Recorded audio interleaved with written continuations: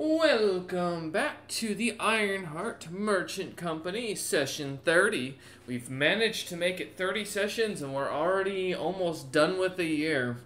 It is the episode Family Feud Part 2. As we return from last time where we left off. Well, actually, to kind of catch Melvin up, because Melvin, what was the last time you actually were not in your room on the ship? Shoot. How far back was it?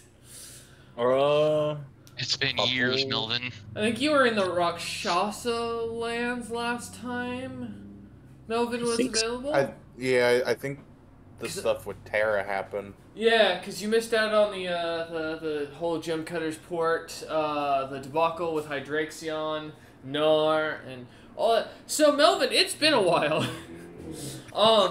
You've been inside your ship the entire time, basically acting as a tower of sorts to allow Zevral to continue to see and look around the world, communicating with him and being able to sell the 2 items to him that the party basically left at your door with a note on them asking you to inquire with your backer to see if he'd be interested. And as you basically found out that that was the case, gold was sent to you, the items vanished. Or not gold, but platinum rather, and the platinum coins were left out, or were left in your room this entire time. So the party has yet to be paid for those items. Last time you left off, which was about a year ago, before when you went in your room, the party was in the Rakshasa lands. They have since traveled from there to Gem Cutter's port, to the Diamond's Death City, and then all the way to Dragon's Crown, back where we originally started with this party. So, just to kind of catch you up, you are in Dragon's Crown for your own knowledge. Cool. Hopefully the rest of your party can give you the quick TLDR in the background in the planning chat. But yeah, so last time we left off with this group. You lot managed to land in Dragon's Crown, doing a little sightseeing, a little looking around. You got to see how the town had managed to develop not only the expanded businesses, but even a stable that had been named after Roloman himself.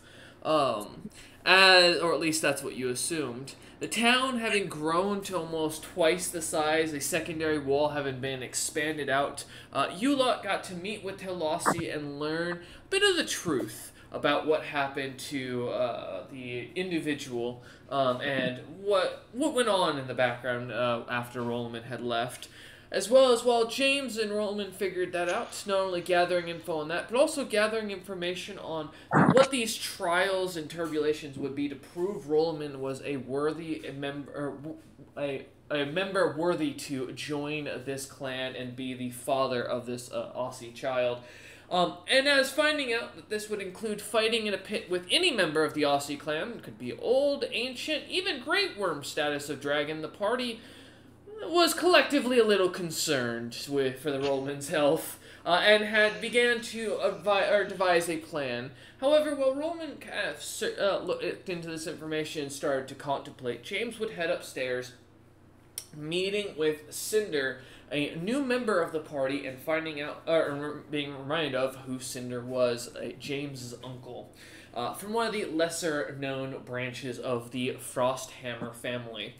Having found out that not only was he staying here, carving statues out of marble with his snow leopard named Frosty, but as well that he was potentially wanted by the Snowbeards, or at least that's how it appeared, as when they showed up asking for his whereabouts, James would manage to lie and convince them that this was his, or that the room was his, and that they were in the wrong area, and there was no one there named Cinder. However, as Cinder would hide and James would get them to leave, the two would find a little bit of discussion on what Cinder's past had been like and what he had been doing.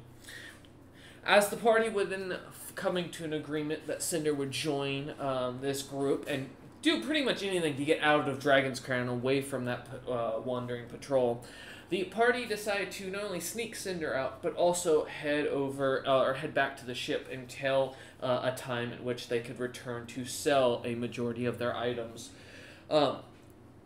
I think it was mostly your platinum, right? That was you were trying to sell to the high-end nobles, was it? Yeah, Yes, it was we the platinum. sold the platinum. Yeah, it was the platinum. Thank you. Okay, yes, having trying to find a buyer for the platinum using Telossi as your middleman. As you lot return back to the ship to check on things, Melvin still down in his quarters. No sounds, but the occasional rumbling and roaring and loud thumps as the ship would slightly move.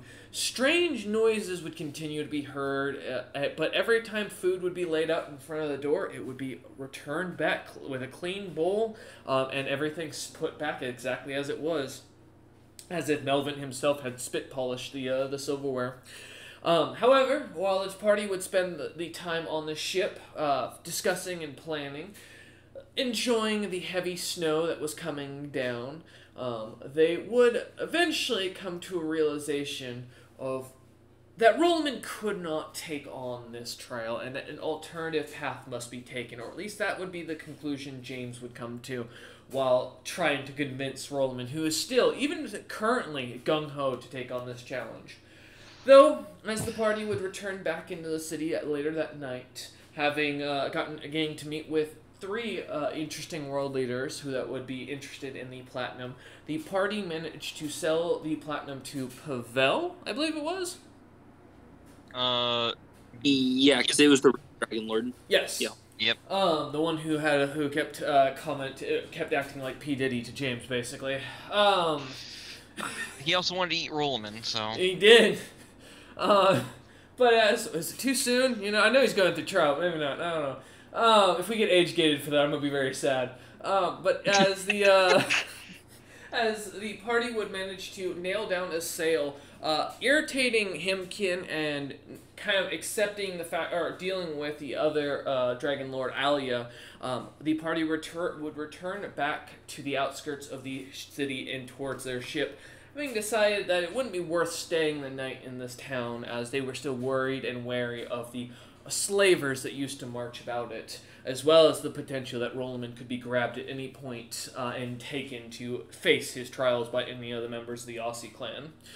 The party, having decided that it was not worth spending the night in the town, found their way into, not sneaking, but rushing, rather, their way out and bribing their way out of the city to spend the night in their airship outside of the city itself and away from the Dwarven patrol that was also camping outside the city gates. As the party comes back, having spent the night relaxing, resting, Melvin, you've had a great, pleasant conversation, basically enjoying almost in a peace of an almost like heavenly state these last couple months as you've been sitting in this room, all in a nice bliss as it's been going on. Totally not to protect my identity. No, not at all, as it may have accidentally been found out, potentially. Yeah, as you come out, finally for the first time, the morning of, it is the day of the 11th. It is a frosty, snowing morning as you can hear above the sounds of the wind rushing and wailing against the sides of the ship. The sounds of the snow even hitting the ground, even minor hail tapping against the ship as it goes. The rest of the crew kind of gathers down below as the new crew members that you see, as you do recognize, Melvin, 3 new crew members, a large beastkin catfish that looks to be more catfish than human or humanoid. However, almost about 6 or 7 feet wide, I believe. About just as tall. He is a large lug of a creature who doesn't seem to speak at all, and other than cooking, seems to go back to his bed and lay and fall asleep once more. Another who you see a small owlkin kind of darting about throughout the voice crack. Darting about throughout the airship as he does. And lastly, a large Loxodon fella who looks to be wearing a bunch of gold rings, a bit of thick facial hair on his face that seems to come down in a gruff, like, chin strap of brown hair. Stands about, you hear his name being called Fist as he kind of helps up by handing out plates. You do notice as you look about the ship that Nar and about half of his mercenary company is nowhere to be seen. And as you look over to where Nar's door was, you now see a different mark on there saying the words Cinder. For my imagination's sake, and because I'm curious, does the catfish beast person have a neck, or do they like stare up? Oh, I have the image. Hold on. yeah, I was There's gonna an say there is a picture. He has no neck. He is a solid. It is head like Kirby, kind of pushing out two heavy shoulders. As you kind of look at it. Here, let me see if I can find the image exactly. Do I got it. see James yet? You do as you look about. James, Rollerman, and Cinder seem to be sitting around one of these smaller tables, enjoying what looks to be a thick bowl of some sort of vegetable stew. As they seem to be talking in quiet whispers, like monks, like the rest of the crew. I'll send the images for the other two that I'll people that you'd see. when I see James, I just go, "Oh hey, I got something for you," and I'll go back in and start dragging out the platinum. As the dwarf kind of comes out and smiles at you when he says this, you watch as Melvin goes back in to his room real quick and comes back out dragging a heavy, solid platinum chest filled with platinum coins inside of it. I just sold the last one. God damn it! I believe it was 450,000 platinum pieces. What was agreed upon, or 45,000 platinum pieces in total. Be 45 platinum, but it was thought that Nar got his because he used that money to purchase a ship. So Nar had not been. Oh, Nar had been paid. That is correct. He would have gotten. Yes, this is just roll. That would have So been this would be paid out of the. 25,000. That would have been paid out of the company wages at the time. So you would have James paid him on basically a loan. So meaning you keep your his Okay. portion from this chest. Okay. Yeah, because basically Nar just asked for a paycheck advance. Okay, So- this just replaces what I spent. All right. And as you look in, as you pop open the chest, as Melvin kind of drags it over, kind of scratching a bit of the wood as it does, it opens up, and you count only about 10,000 platinum coins in there, realizing the rest of the chest is probably made of the rest of the materials. Little, like, what looks to be little sections for gemstones to easily be popped into if you wish, look to already be designed. And Zebril, while there's no forge mark of the of Zebril's, there are some interesting engravings on it that look like a great hero protecting the masses, kind of designed like this godly messiah. I've been Great! Hey, Himkin, I have a sale for you. Get over here. I've been told if you put the right kind of crystal in it, it'll talk to you. Do you happen to know what kind of crystal that is? I don't know, whatever makes things sentient. That's a soul. That's not a crystal, my friend. Oh, well, I guess that makes sense. Melvin looks back down at the chest. But Getting slightly sad thinking about Gygax, even though I still don't. You still don't Melvin know. still does not know. No. well, you miss him. Yeah. But I'll get up and move that to my room for now. I'll have to sell that off later. As you go to grab and start dragging, this thing is heavy, James. As you start like dragging it across the floor, it's still scraping as you try to drag it mostly, and as you pull as hard as you can to pick it up. It seems to only manage to go a few inches off, or an inch off the ground before dropping as you kind of accept it and start walking forward with it. Yeah, I'll drag it into my room and just buff out the scratches later, I guess. As you try to follow the same scratch patterns as Melvin and take it back to your room, you all watch as a little bit of the wood curls up underneath it as James heads into his room. Melvin, as you kind of take a seat, the large catfish seems to kind of get up suddenly from his bed, the bed that's kind of dented in from his large girth, looks over at you, seems to stand up, climb out of bed, walks over to the big bowl that he's been like dishing out stew out of, pours a bowl, brings it over, and sets it down next to you. As he goes, then turns back and goes to lay back down. Thank you. He does not respond whatsoever, and just as he goes back to lay down, starts snoring almost immediately. Does James never ask for help when he decides to drag things way too heavy for him? I don't. He doesn't necessarily ask for help. He just yells that you didn't help him after the fact. Actually, Weird. Kinda is. James will come back after dragging that there and sit down, just perfectly calm. It's like, okay, let's take care. Well, we have some shopping to do, and I have some things to handle in town. Also, Uncle Cinder, I have a job for you. Mm-hmm. I will unroll a contract stating that you do not know the contents of the letter you are about to deliver, and that you are not allowed to open it. I'll need you to sign this first. Cinder looks at it, looks up at you, looks back at it. Am I gonna die? I don't think so, but this is your protection. Okay.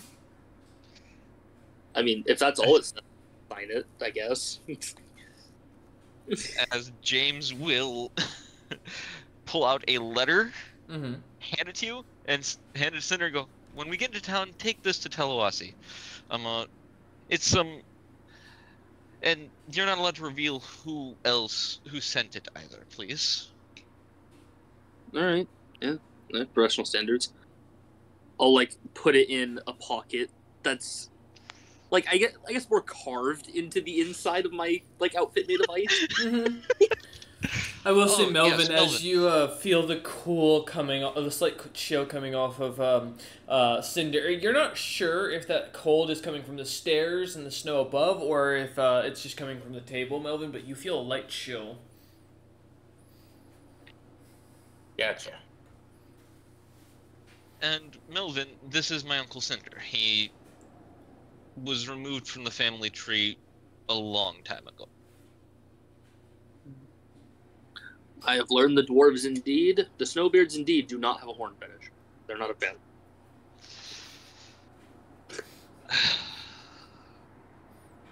I mean, I'll be honest, I don't mind if you're horny. Nice to meet you, and let's stick a hand out. I like this one. I'll take his hand. Yeah, he's quite friendly and very nice. It's Cinder. This Snowbeard. He looks pretty of common birth as far as it goes, but you get a light sense of arcane energy coming off of him, or aura coming off of him. Caster. You respect that. As you two kind of shake hands, Melvin, you feel the chill from his coming off of Cinder's skin, as it's almost cold to the touch when you shake his hand. Yes. I will say, it's not only cold, his hand does feel stiff. Because that is a class feature. It does make my body very stiff and feel weird. Corpse-like, if you will. Yep. Being stiff. Melvin still doesn't mind that you're horny. God damn it. As you two shake hands, Rolloman kind of looks at the three of you and smiles and goes, "So I'm gonna go and deal with the trials today." No. She just kind of looks at you, as if waiting for an I explanation. think you should do some warming up out in the fields. Maybe hunt down some drac. I could use the leather and help and improve your armor beforehand. You see Also, Rolloman's... Go ahead. Doesn't James still have to finish your comma? Right? And I do have to finish your weapon. You see Rolloman's head kind of clicking and like their gears moving, and just seems to accept and nods and goes, "All right, works for me. Yeah, I can go take care of this while you all are in town." As he kind of like steps up from the table from that after finishing the last spoonful of his stew, and grabs his sword and starts walking towards the doors, or towards the stairs. Melvin feels uneasy that Rolloman smiled at him. There's a Melvin... strange calmness to him, Melvin, as you see Rolloman leaving. As Rollman gets up to the top, his knees do begin to shake, and the final fear effect that he's slightly under seems to take full effect as he seems to slowly walk away, having looked Melvin straight in the eyes. Melvin, I'm going to say this, that we're trying to save his life now. If all else fails, we're probably going to be fleeing from the country. Got it. I mean, I don't have a problem with him. He seems to have an issue with me, but whatever. Oh, well, Mabasi has a problem with him now, as I'll get up and get ready to get moving. James will get up and go prep to move go into the city as well. Would Melvin know how they felt about snowbeards around here? Trying to think if there's any. Give me a knowledge local if you have it.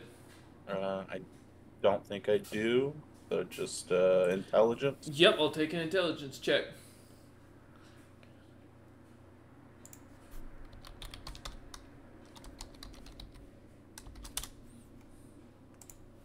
Ooh, nat 20, 23.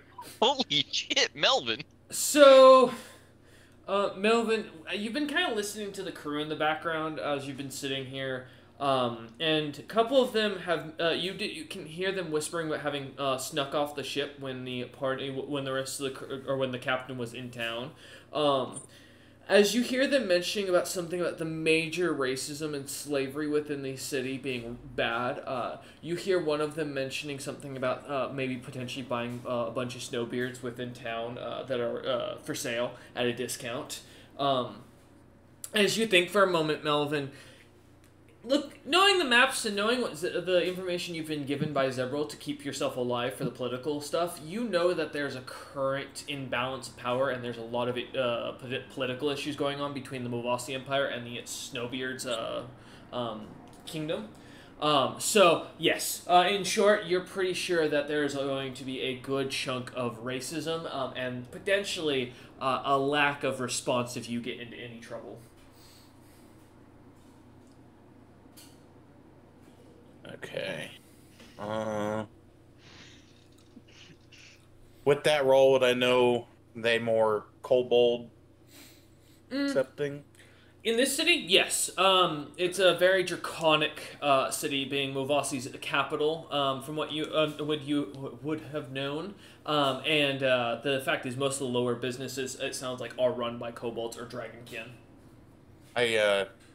As James gets up to start to get ready to go, I'll be like, I'm gonna be right back. I'm just gonna look and go and raise my eyebrow and go, oh, you're going to do, okay. James catching on, I think. I would like to become my kobold form. As Melvin goes into his room, you hear screeching, slapping, wet tearing, as if someone is being ripped apart into pieces. And as suddenly a kobold comes out, the one you remember hiring Melvin as looking like, he stands there and just kind of looks like his joyful self, as always. Melvin, I've got to ask you this, my friend. Ask for noises in your room when you next go into it. Picture the noises in your room staying only in your room. Please. For the sanity of the rest of the crew. What noises? It's been a lot of screaming. It's a lot of screaming, a lot of wet slapping sounds. Melvin, to your own knowledge, your room has a lot of like weird creatures that are like designed to make you feel like you're in the hive and make it feel like you're at home. Just something that kind of is around you at all times. I don't know that I can adjust the volume, but I'll see what I can do. You should be able to. The room should respond to what you wish to have. And if you wish to have your sound stay with you, it should respect that. I figured if it was what you want to have, the wet slapping would be from his room, and I point a cinder. I mean, you can look in his room if he opens the door. How do you do with the cold?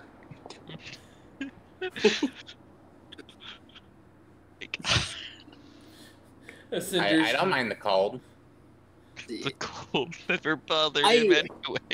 I drown out all my nose with Imagine, yeah, Cinder walks over, kind of opens his door, and you see these snowy and like blizzard-covered peaks just coming down, and can feel the wind chill coming from it, Melvin, of a bitter negative 30 degrees as it hits you at first. Just like I remember from back home. James walks over. Oh, it's a bit nippy in here today. colder deeper inside. We'll close the door.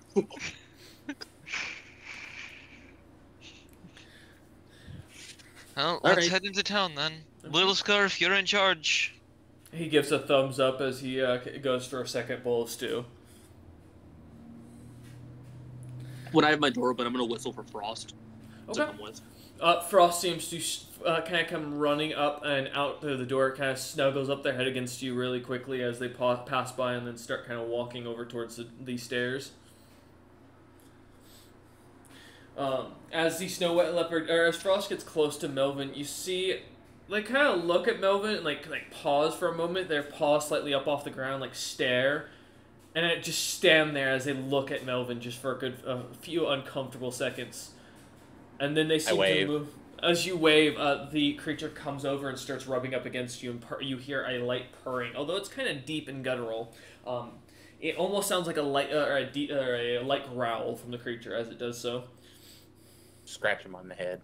As you do, he seems to kind of like stop, wait, lets you do so, and then continues on back over towards the stairs. I will make my way out as well. Alright. Are you taking the wagon for reference, James? I was not going to. There's nothing on it that we need right Okay. No worries. now, and if we do that, we're going to be bringing the Rough Bloods, and I think they've been in the cold enough. Also, if we don't really need the wagon, I mean, dragging it through the snow is gonna be a pain, so I'll just bring my sled because that'll do pretty well. Yeah, we'll bring the sled that's unloaded that we can drag on the snow. And Frost more can. easily. It's Frost, right? Not Frosty. Frost. Yeah, it's Okay, making sure I heard that right. Yeah, and Frost can mount. Technically, I think is of size to pull. Is your sled large or medium? Frost is medium. I know, but is the sled large or medium? The sled's also medium. Yeah. Yeah, then Frost can pull the sled. As Yeah. long as it's not got the marble on, which I assume the marble you've just left in your room. No, the marble's in my room. Yeah. Okay. Yeah, as you kind of head up above onto the ship, you see that the Rough Bloods are up there kind of scooping away the snow with some thick chunks of metal that they have kind of fastened together from what looks to be mostly what you realize, James, are some of your scrap pieces that you've had left lying around that you were eventually planning to melt back down and use. They seem to have They kind of took the repurposed and breastplates and turned. broke them in half. Yeah, turned them into shovels and seem to be kind of like shoveling the snow off the sides of the deck so that they can walk it, and seem to be kind of working about the best they can to keep it dry. You also see they're starting to pull down the sails, bringing them inside. The ropes are being brought inside as the Rough Bloods go about. As you all three kind of step out onto the ship, though, kind of seeing the trail over to the side of it where the tower that you do notice is kind of blowing a little bit in the wind, is for disembarking off the ship. Seems to tilt side to side, but you can see the clear footprints going down from where Rolleman was. And actually, as you get closer to the edge, you can see Rolleman about roughly a half a mile out towards heading towards the southern forest, as it looks like he's going. That reminds me.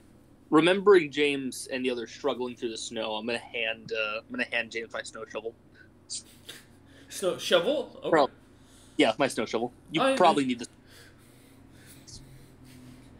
I still remember how to walk on the snow, but this ought to be somewhat useful. You'll see Cinder jump down and literally land on the snow without it disrupting, start walking. Frost kind of begins to run with the sled behind him down the tower, and you can hear as it kind of bounces against the walls, slamming either side, as Frost does not seem to care whatsoever. Bounding over these stairs. I'll put the shovel away and follow down. Perfect. As you and Melvin kind of follow a little bit right after, picking and choosing your spots carefully as you walk through the snow, trying to avoid the deepness of it. Melvin seems to almost glide lightly over it, as if he's not even touching the snow. It's strange that his footprints are almost that light. As he steps forward, James, as you're I'm just gonna look at Melvin for a moment. Sigh, because Zilpip already blew the lid on what Melvin is, but James is not broaching that subject. My toes are cold. I'll bet, buddy. Well, I'm planning to pick up winter clothes for everybody else. Do you want me to pick you up some? I found that it's better to just get used to it. That can be deadly, but all right. As you kind of watch Melvin walking with like these thick wool boots on, from what it looks like, that would easily, upon touching the snow, start to soak up the wet liquid from it. He just kind of starts walking on what looks to be the top of the snow, never leaving a footprint on it, similar to Cinder. As you two make it down, James, kind of as you pick your spots to kind of hop between, where you see the snow is clearly thickest to hold you, you make sure to avoid sinking into it, as you see the snow is about 2 feet thick. God damn it! I hate when the snow's up to my midway. As you start kind of like getting to the point of the stairs, just kind of like kicking the snow off with the side of your boot just to get through. You manage to get down after about another 20 minutes or so of climbing through. It's not easy, and it's thick snow that seems to be hefty as you lot push through, and it's not been at all touched, other than the few spots where you can see Roland's footprints. As you head down to get to the bottom, though, you see Cinder kind of waiting as he finishes up harnessing Frost and checking over his sled for all the banged up chunks of wood.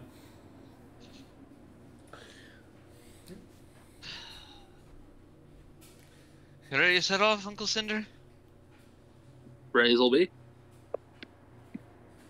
Well, then let's head into town. Alright. As you lot start heading that way, it's about an hour's walk of crawling walking your way through. If you're crawling through the snow, that's a bad idea altogether. Just as a heads up, done it. Don't do that. It's not a great time. Yeah.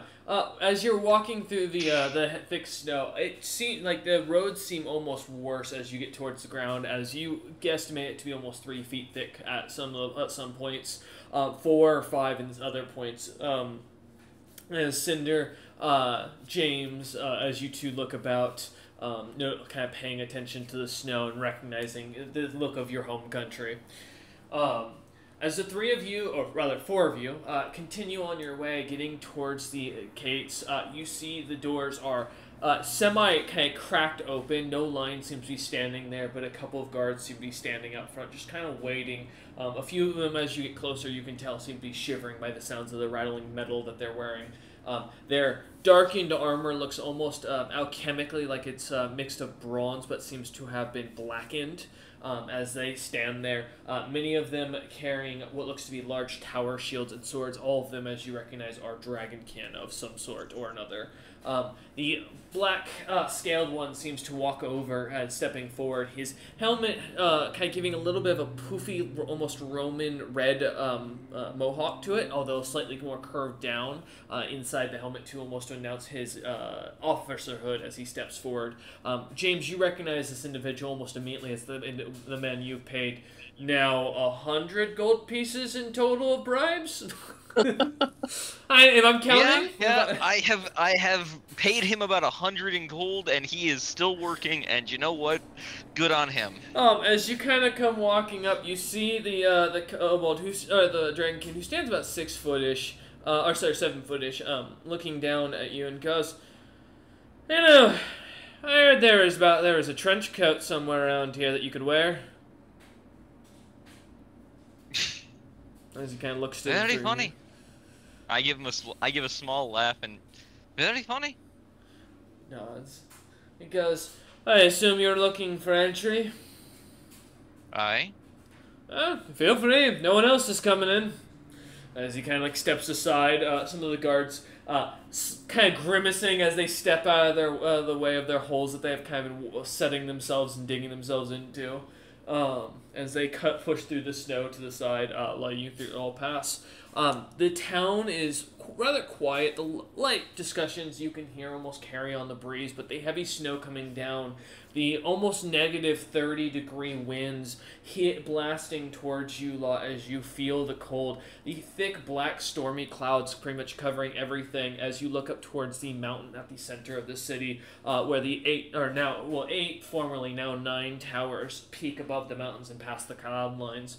The snow is piling everywhere, and as you look about, there is no one out and about. No, the stables, even as you pass by, seem to be closed up and locked down. As the Rolleman's broken mare stables, you don't seem to see anybody within. That's fine, honestly. Not a big deal. Are any of these shops that you can actually walk into open?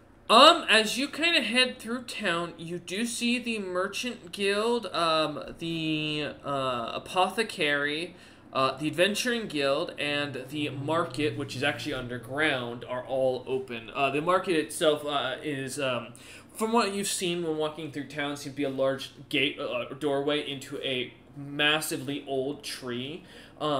The tree itself, you're not really sure what it is. Never really seen it. It looks similar to the ones you've seen in Rolleman's like homeland, but bigger and looks to be more angry as it's more gnarled. A doorway looks to be or has been kind of carved into it, and a stairway down underground to where what has been reported as natural hot springs have been kind of carved out and set up for individual businesses and stalls to kind of keep and allow for the harsher winters. So you've got some options. So you've got the Market Square, you've got the Adventuring Guild, you've got the Apothecary, and you've got the Merchant Guild in town, as well as the inn, which you do see. Both inns are all open. The smithy, or the smith shop, the Humming Anvil, you do pass by, is closed. All right, James. All right. Where are you going? Because I'm going to deliver the letter and catch up. I think first I want to head, honestly, back to the schools to pick up the spell scrolls. Those are kind of important. All right. Or wherever I'd be purchasing them. Well, that's the question. As you look about, you haven't seen any place that sells magic scrolls. And as you look up towards the large pillars kind of poking into the sky of where the magic academies have been set up, it's a little more than intimidating, James. Even from here, you can tell those towers are massive. I keep feeling short in Dragon Cities. I was going to say, go. Each of those pillars are designed to house like multiple dragons walking about floors and researching and doing things. So let's go. At the very least, I can also sell off this, as James will pull out a light schematic of the status plate, and hopefully they'll mass produce it. Melvin, you see as James looks up towards the 9 massive marble pillars that look to be almost like castle towers with windows that are all colorful. Normally would gleam, however, as they are dull due to the lack of sunlight. As you look off in the distance, you feel in the back of your head the little voice saying, "This is a fantastic idea."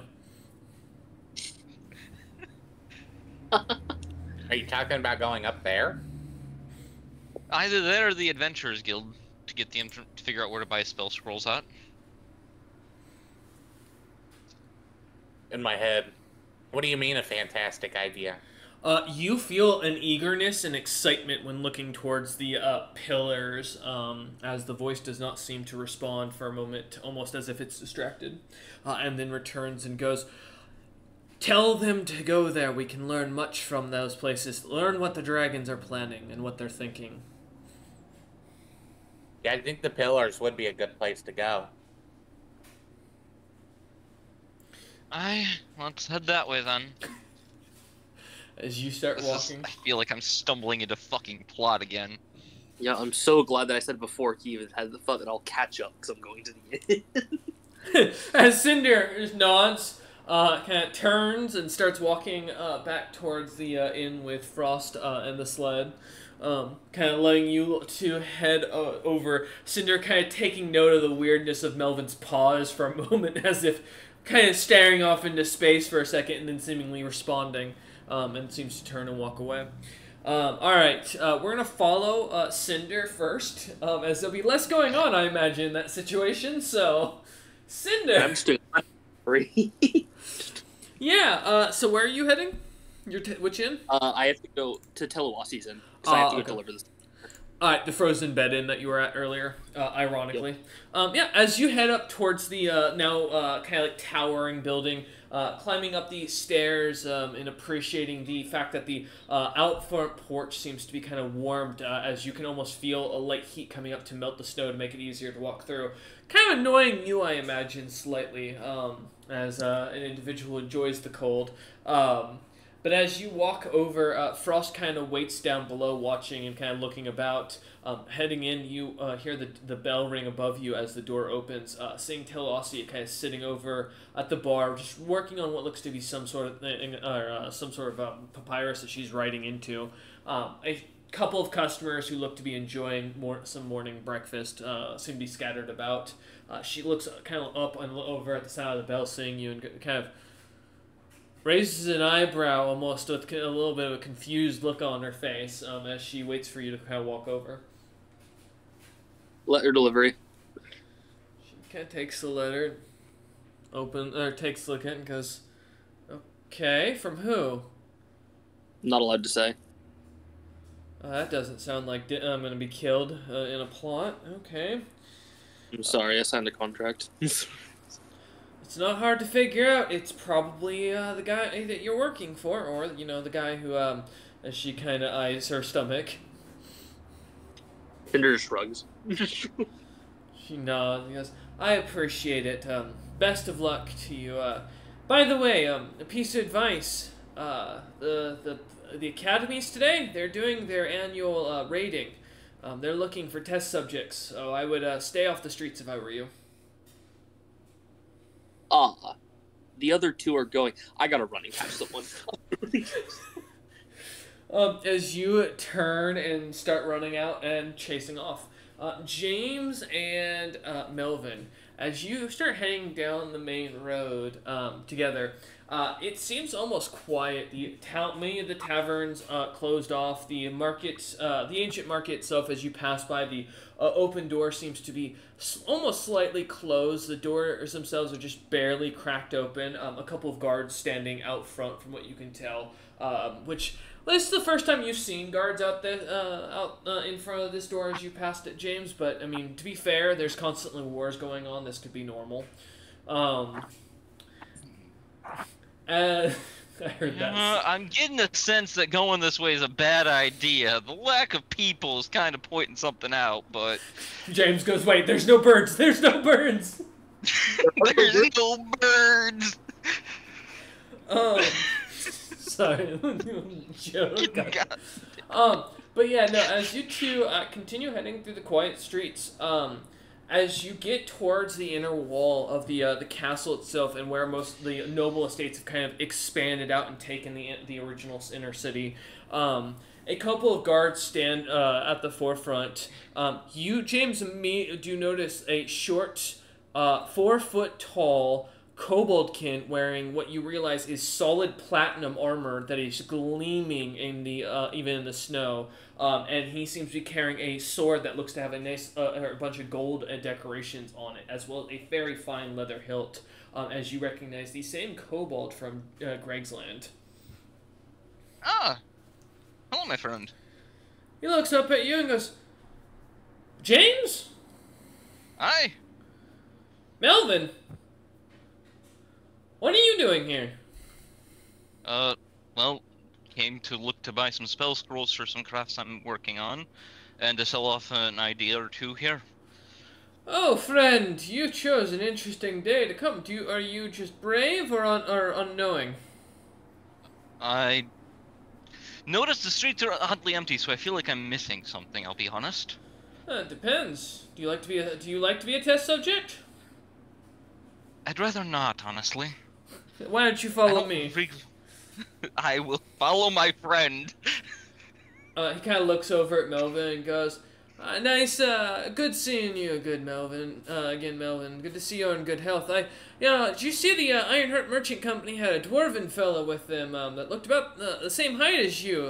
Is he a friend of yours? Melvin, as you hear this, it's pretty easy to tell he's referring to your other form. I think I've talked to him once or twice. I don't know him very well. He just kind of nods at that and goes, "Oh, well, okay. He seemed like a nice guy. I was going to ask him for some advice on something since, commoner to commoner. Nothing against you, James," as he kind of turns his head back towards you, James, and goes, "It's just, personally, when you raise nobility, you just don't get what we commoners have to go through." I won't argue against it. And he nods and goes, "But it's a good day you showed up. We have patrols of snowbeards going through our roads left and right looking for some guy apparently that broke out of the dragon's pit. Apparently the House of Enkos wants him something severe because they want to use him as some big magic battery or something like that for a big spell that the king's figured out. Or at least that's what the rumor around court is," as he kind of like smiles at you. Leading you through the streets as they almost immediately kind of taking you through the guard captain gates off to the side, through the walls and into the inner city. The buildings here, as you almost realize immediately, are almost each 4 to 5 stories. The inner walls themselves are almost 10 stories at least. This is a massive inner city. Many of the buildings also, as you realize, James, while they look to be 5 stories in height, are only 2 floors. And most of the doors are huge, as you are dwarfed, and no pun intended here. Oh no! As you I feel short again. You look at the kobold, who's the same height as you.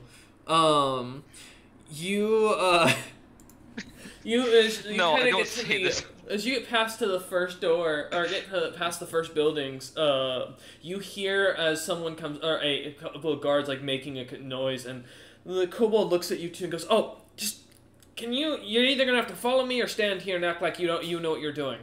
As he I'll stand there and take a guard. And he kind of Actually, no, I'll follow you. Puts a thumbs up and turns and starts running back and goes, "Oh, Melvin, by the way, you're fine. Trust me." As he kind of nods at you, Melvin, as if he seems to have a nod or something more going on, Melvin. The kobold kind of starts jogging off into the snowy, back to the snowy, through the snow. I can't talk. Back through the snow. Thank you. Back through the snow and through opening the door as he slams through the guard captain's gate and pushes through. You hear as Melvin kind of follows behind, not managing to take a single step on the snow. James right behind. You see as Cinder is almost being basically dragged now by 2 guards as what looks to be a large noble dragonkin, almost about 10 feet tall and broad shoulders, white scales and almost bright blue piercing eyes, frost seemingly on a leash and under the dragonkin's arms. Cinder looks to be almost playing, as you kind of catch on, coy, as the guards kind of rough him up and seem to be shoving him aside. As you kind of come through, walking through the gate, the guard captain immediately looks at you, James, and goes, "Please tell me he's not yours." He's an employee. He nods and kind of starts walking over as he does. Cinder, almost as you got out of the inn, you saw a dragonkin had grabbed Frost and put them on what looked to be a leash that had nails in it that were slowly tightening as you took a step forward every time towards its neck.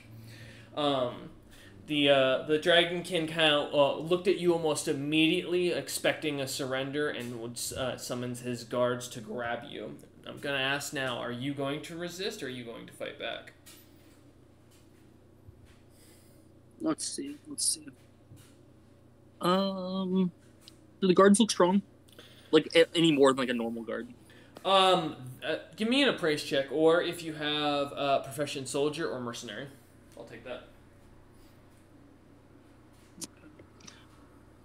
Appraise. Why not? Hmm. 23 appraise. As you look the guards over, you'd guesstimate they've got probably a few more years of experience than you do. Roughly, you'd probably equate them to on the same capability as one of the more knightly dragon clans in power and capability. These individuals do look well trained, as if they've been to war. Their armor, as you note, is very well used and seems to have magic enchants into it, although you're not immediately able to catch on. Both of their swords, you can tell, are masterworks just at a glance. And as you kind of look over, the dragonkin holding Frost right now, you can tell immediately is some sort of magic caster. If you had to bet your money on, or your gold on it, you'd guess a sorcerer. As you can you can tell from the staff on his hip that looks to have a couple of floating orbs that seem to rotate around it. Mm. Does he seem like a stereotypical caster, or they like neglect their physical stats more or less? He's thin for a dragonkin. He's white scaled and with sharp blue eyes, but it is still a dragonkin. You can still see a decent amount of muscle on the creature. So. Mm. My friend, please don't do this. You don't know how this is gonna go. He kind of looks at you and smiles and goes, "You're going to be my pet, and then I'm going to sell you to the towers once I'm done with you." I need a fortitude save. Alright. Let me check something here. Oh God. What? His choice of words. It was a poor choice of words. Character, I have to. Poor choice of words, and I know Cheston's build enough to know this is not going to go well for either side. This is oh shit! This is gonna be fun for all sides. Okay. Let me make sure. 29. Okay, you won't get the full effect. He starts developing blistering rashes over his body.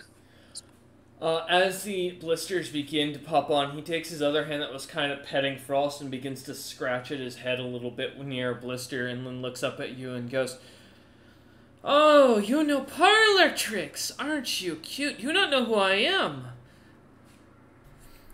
As he snaps his fingers, and you see the nails start to dig in, and you hear Frost cry out. I'm going to roll... Frost takes 1 point of damage. Piercing damage. As he continues to look at you and goes, "Why don't you come with me, little pet, and we'll see what you can do." No. Don't feel like it. He is going to cast Dimension Door under all four targets. I need a reflex save as well as a will save. Yep. Or sorry, will save then reflex. My apologies.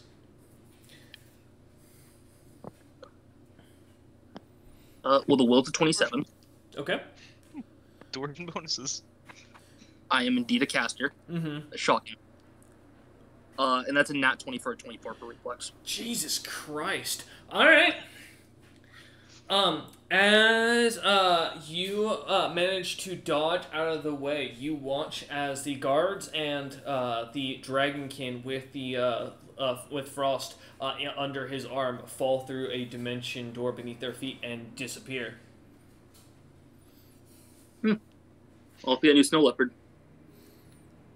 Okay. As you continue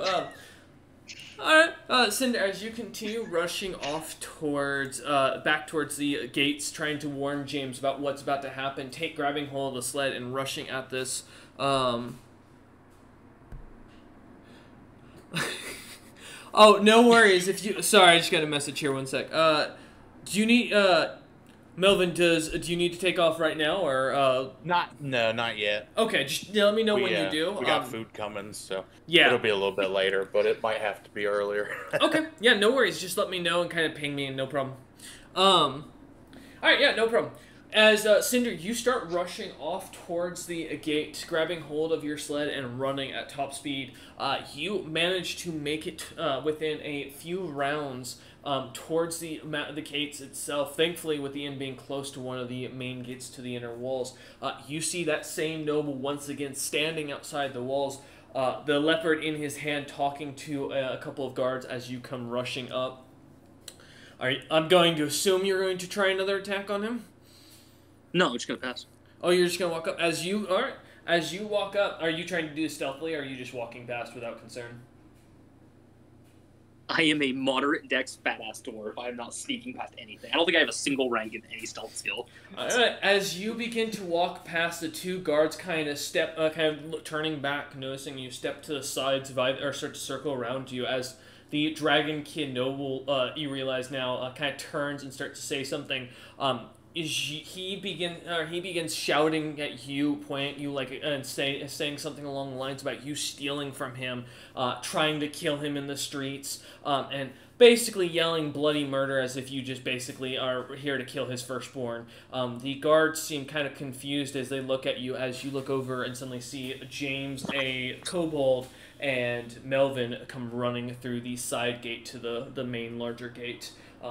As you all kind of come together, the Dragonkin continues shouting. The guard kind of looking over at James and walks over with a sigh and goes, "Excuse me." Yes. The guard goes to up to the noble and goes, as he says this, and goes, "Excuse me, no, sir, you need to leave this dwarf alone. He is part of these merchants." As he kind of waves back towards you, James. The guard kind of looks over again at the noble and goes, "You need to let him go." The noble kind of looks over at Cinder and just waits to see what Cinder says. I'm just looking at James and seeing that he's all right. I'm just like, yeah, it's good to see you're okay, nephew. I came to warn you. The Dragon Kid looks at James immediately at that comment and goes, He tried to kill me in these streets and tried to steal my cat." As I did? Pets the frost leopard, who looks very uncomfortable. I am going to do something to be very funny. I release Frost from service. They fade into nothing. As the collar drops to the ground, his arms kind of tighten in and his hands kind of go through. You see kind of a moment of air petting until Noble kind of looks down at the snow, looks back up at you. That was a druid summon, my friend. Wasn't a real snow leopard. He's gonna look over at the guard captain, the kobold, and go, "He just killed and stole. He made my cat disappear and made a teleport and stole it. Aren't you going to arrest him?" And you can just see the guards just sigh. I slowly am. In James' head, I'm counting out 100 gold coins. This is gonna cost me, and I know it. Damn it. The captain looks over at you, Cinder, and goes, Did you try and attempt to kill this noble?" No. "Alright, well, you're not lying. Otherwise, my sword would have warned me." Yeah, fun fact, I don't think I have a single damage spell on my spell list. As he looks up at the noble and goes, "Did you falsely make a claim?" And the noble goes, "How dare you? I would never..." And immediately the sword starts glowing, and Captain just sighs deeper. "I don't get paid enough for this. This is the 5th report this week with this." Kind of looks over at James and goes, "James, can you take your employee with you? I will take care of this. I'm going to send a guard to escort you wherever you'd like to go. Allow me to handle..." Thank you, my friend. I just look at the guard, the captain, and go, "That sounds like obstruction to justice to me." You see a sick smile on his face of like, there is a dark pleasure in that smile as you mention that. He goes, "Oh, I think he's resisting arrest too." As the guards look over at him and then look at the noble and just like start backing away down the street a little bit and start walking as if they're not there. The noble starts to kind of like take a couple steps back, looking nervous. And as one of the guards kind of steps forward to guide you lot through the gate or through the gates and through the guards section. The guard tower. Yeah, I know what I'm saying. You see a couple in there playing cards. They're now that were playing cards when you had walked ran past them originally, James, and now are looking through these slits in the tower to see what's going on. I look at them. I'd start taking bets. You begin to hear the light sounds of squeals and screams as loud bludgeoning sounds can be heard as the guard that's kind of been walks over to you lot starts to guide you through. I'll follow him. So, James, as I was gonna warn you, the towers apparently capture people today for experiments. Yeah, our friend out there kind of gave me a light warning of that. Yeah, Telewasi told me about it. But it seems like as long as we have a guard with us, we'll be in the clear of that. What did you say? That's the understanding here, I do believe, that I was given, correct, Royce? I think he just said a guard's gonna escort you. Oh, I don't think it'd be... I thought I had a second. I was grabbing my laundry. Just so I You're could fine. put it in the basket. Yeah, so, yes, from your understanding, you were told that as long as you had someone escorting you, you should be alright. We should be fine with the guard leading us. Like, not to re-summon the snow leopard. It's gonna take a full day. Oh, and I'll look at dear Uncle Cinder here and go, I'll make sure you're paid once we get back on the ship, so you'll have the coin to get whatever you'd like. Or while we're in town, if you need something, feel free to ask. Oh, no. I don't buy much. I craft my own things. Yes, but if you need materials or something, I can provide it or purchase it for you. I mean, do you think they cut through glaciers here? Because if not... That's fair. Yes. I'll look to the guard and go, we're trying to purchase some spell scrolls and sell off some schematics. If you know where to take us with that. The guard looks at you and goes, "No, I'm not a merchant." The main office, then, for the schools, for the towers. They've been here a couple weeks. Can I roll something? Sure. What do you think? What are you trying to figure out? Where most likely we'd be able to buy what he needs and sell this schematic. Who's most likely to buy the schematic, more or less? Give me a knowledge local. All right.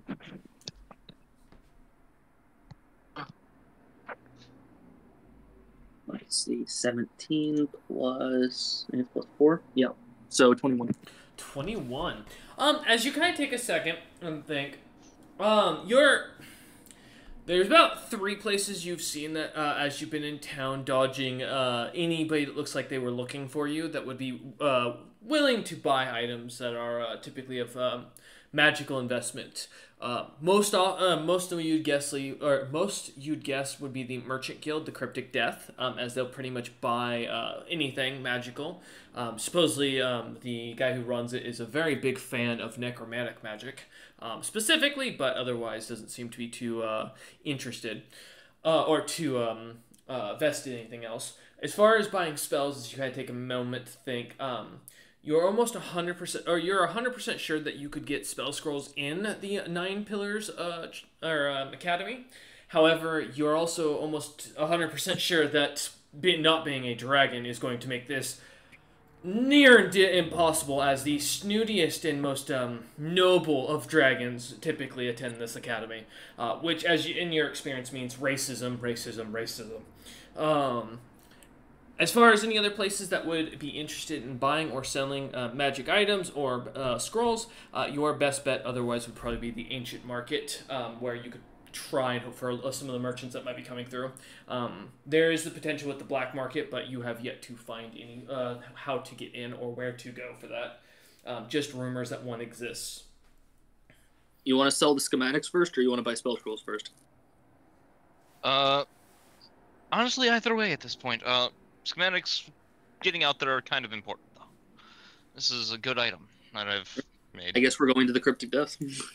All of a sudden, I just go, oh, by the way, and I reach into my pocket, and I would like to pull out the map and give it to James that the blue lady gave me.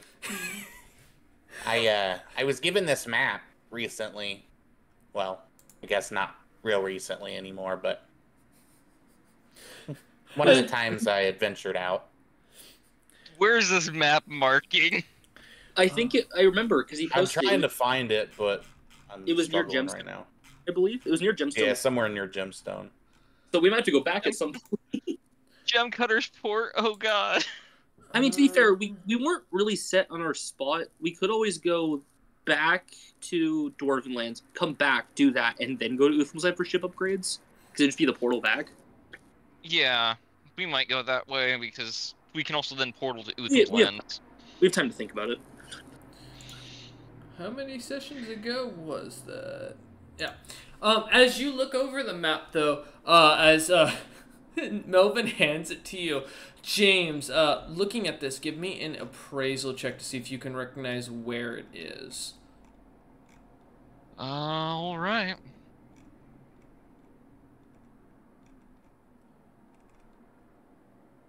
$22. Okay, 22.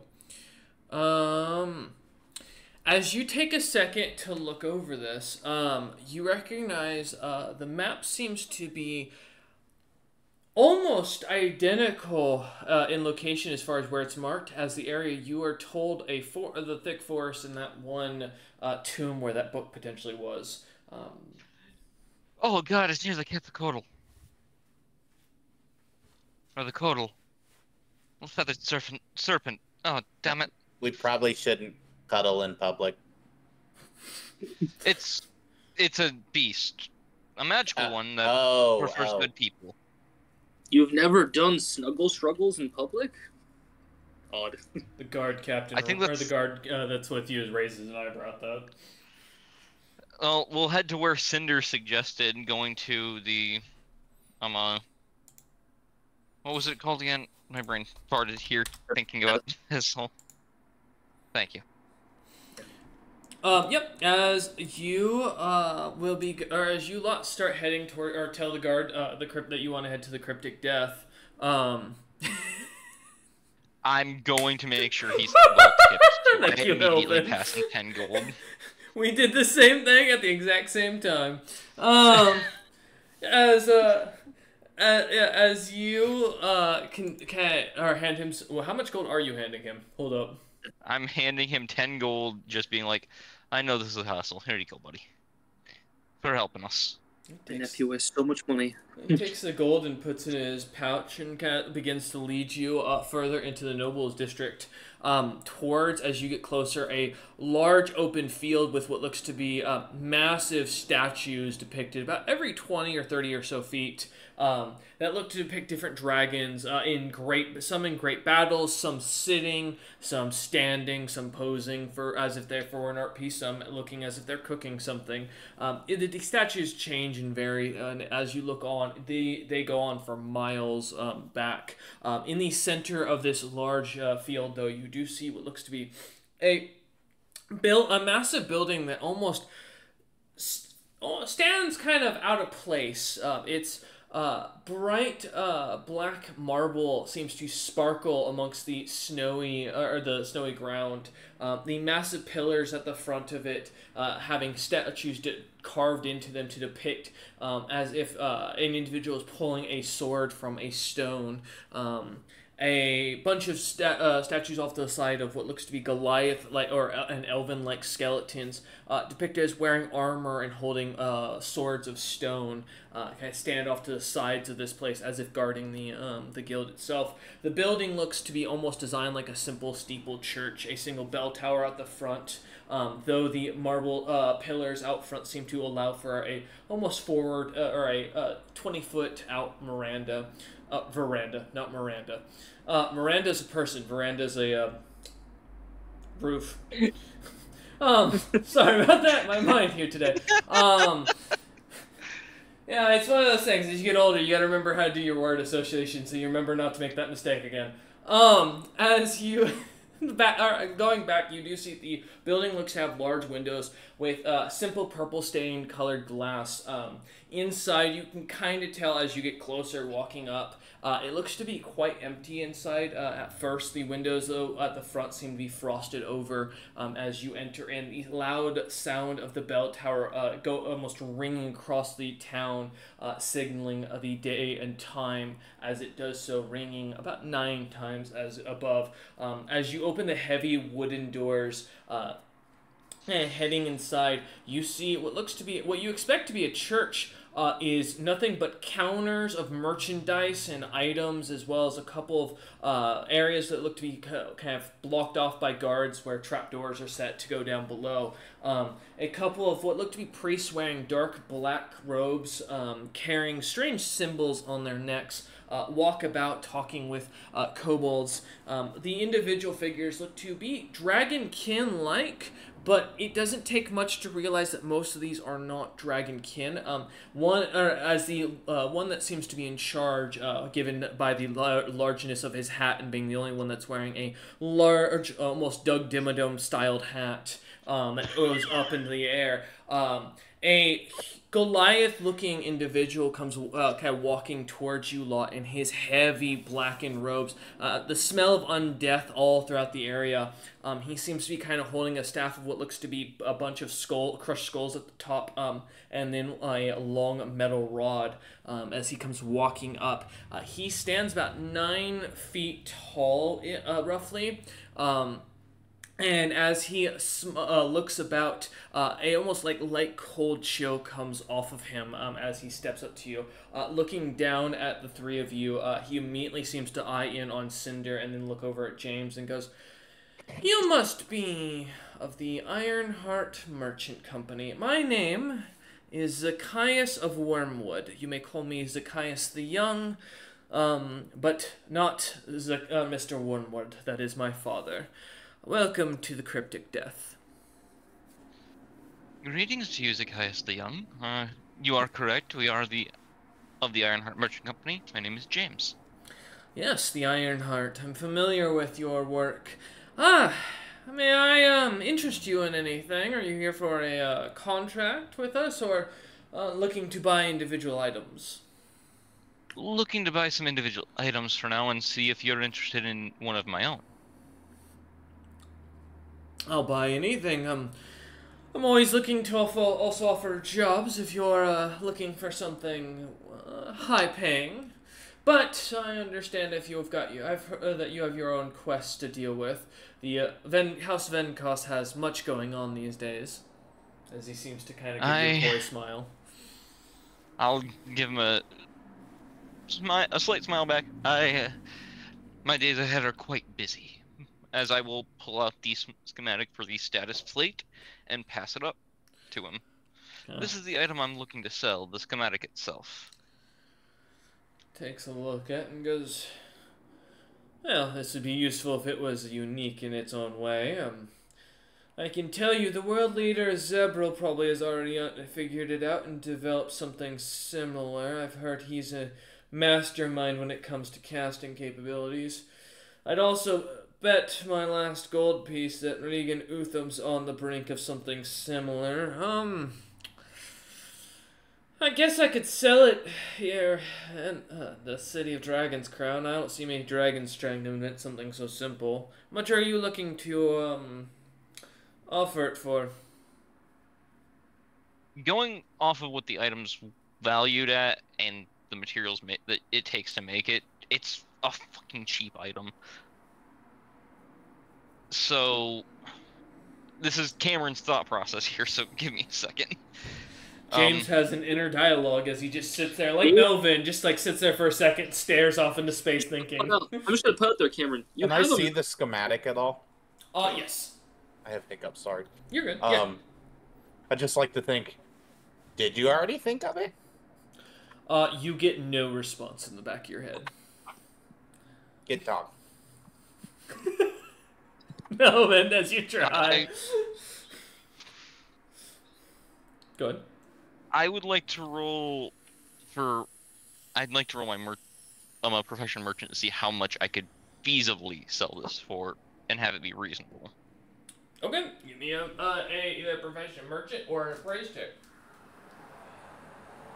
This has to do with making money, so I get a +2 to this. I'll go with profession merchant because that's a higher bonus then. God damn it! Nice. Profession merchant has failed me so much. Would you like Cinder to try to do a purchase? Instead of Go giving ahead. you a price range, I'm going to give you something to consider that I think would be more in James's mentality. This item's value comes down to the value of adventurers and knights and people of capability. This is the best thing you could ask for if you're going to send a squad off to go kill something and you want to make sure they're still alive.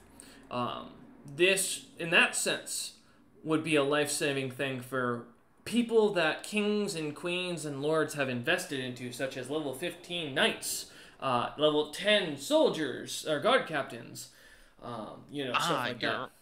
That's Go ahead, Cinder, though. Well, what would you like to roll? Because you did ask Cinder to roll. Yeah, before I roll, can I put in some common sense from Boss's language into your head, Cameron, just a little bit? Mm-hmm. This is a war nation at the end of the day. They're an army. That is true, and this is a good tool for war. Yeah, but I wanted to try and roll a praise just to see. I don't have a high mod, but with a 12, there's a chance I roll higher. Good roll on that one, that's true. Aha! Would Melvin also like to add an appraise onto this to see if he can learn anything? Sure, why not? All right. Let's see. What you got? Melvin can also probably speak into my fucking mind about it. Don't worry, if he doesn't roll even higher than me, I'm 12. Melvin, you're pretty sure that Zebril might offer you a single gold piece for this item. At the very... But that's about probably the most of it for the craftsmanship of it.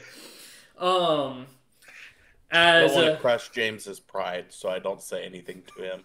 And she just kindly smile like an old lady who knows that their grandchild is an idiot. Just God damn it. Oh yeah, you're such a sweet good kid. Bless your heart.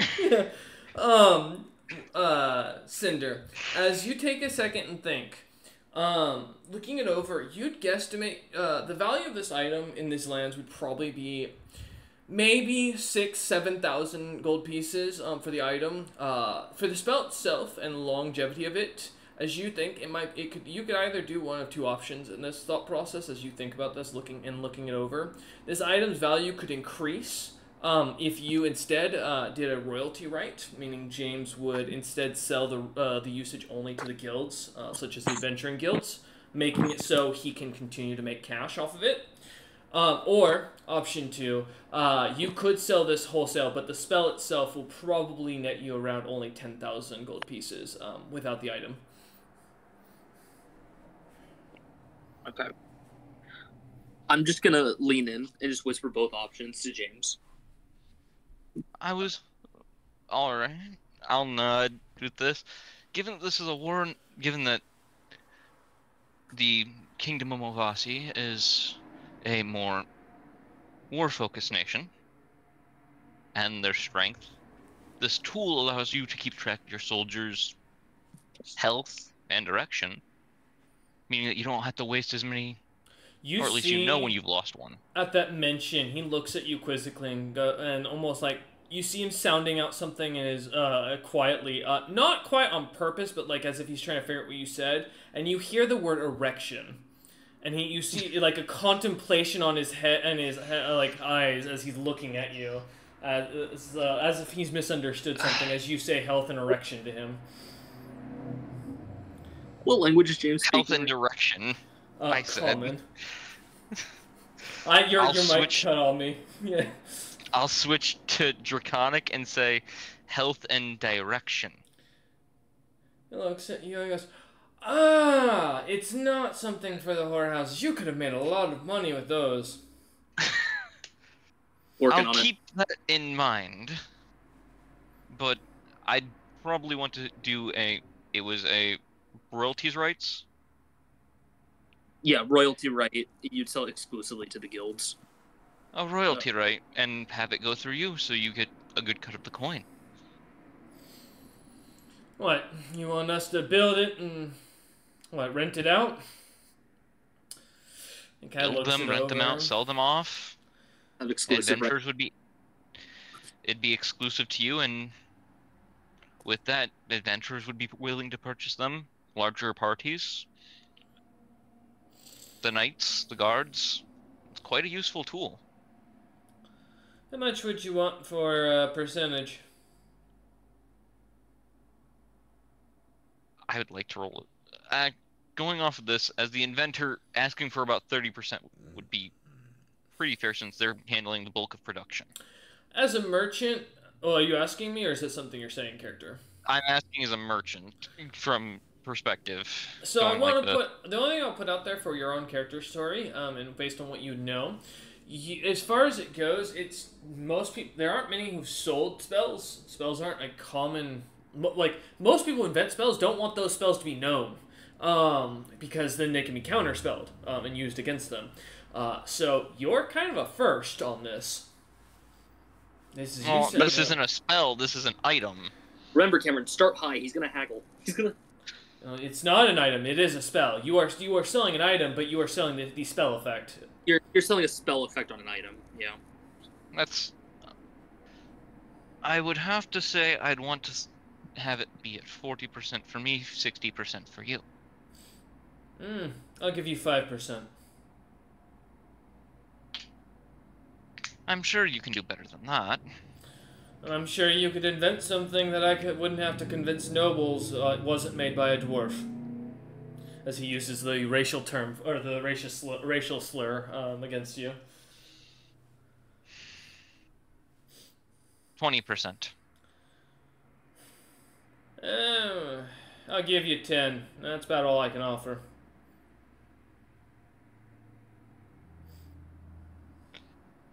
Am I getting a sense that I'm... You can give me a profession merchant if you want to try it. You've Let's already been told how see much if the it's item's going- worth.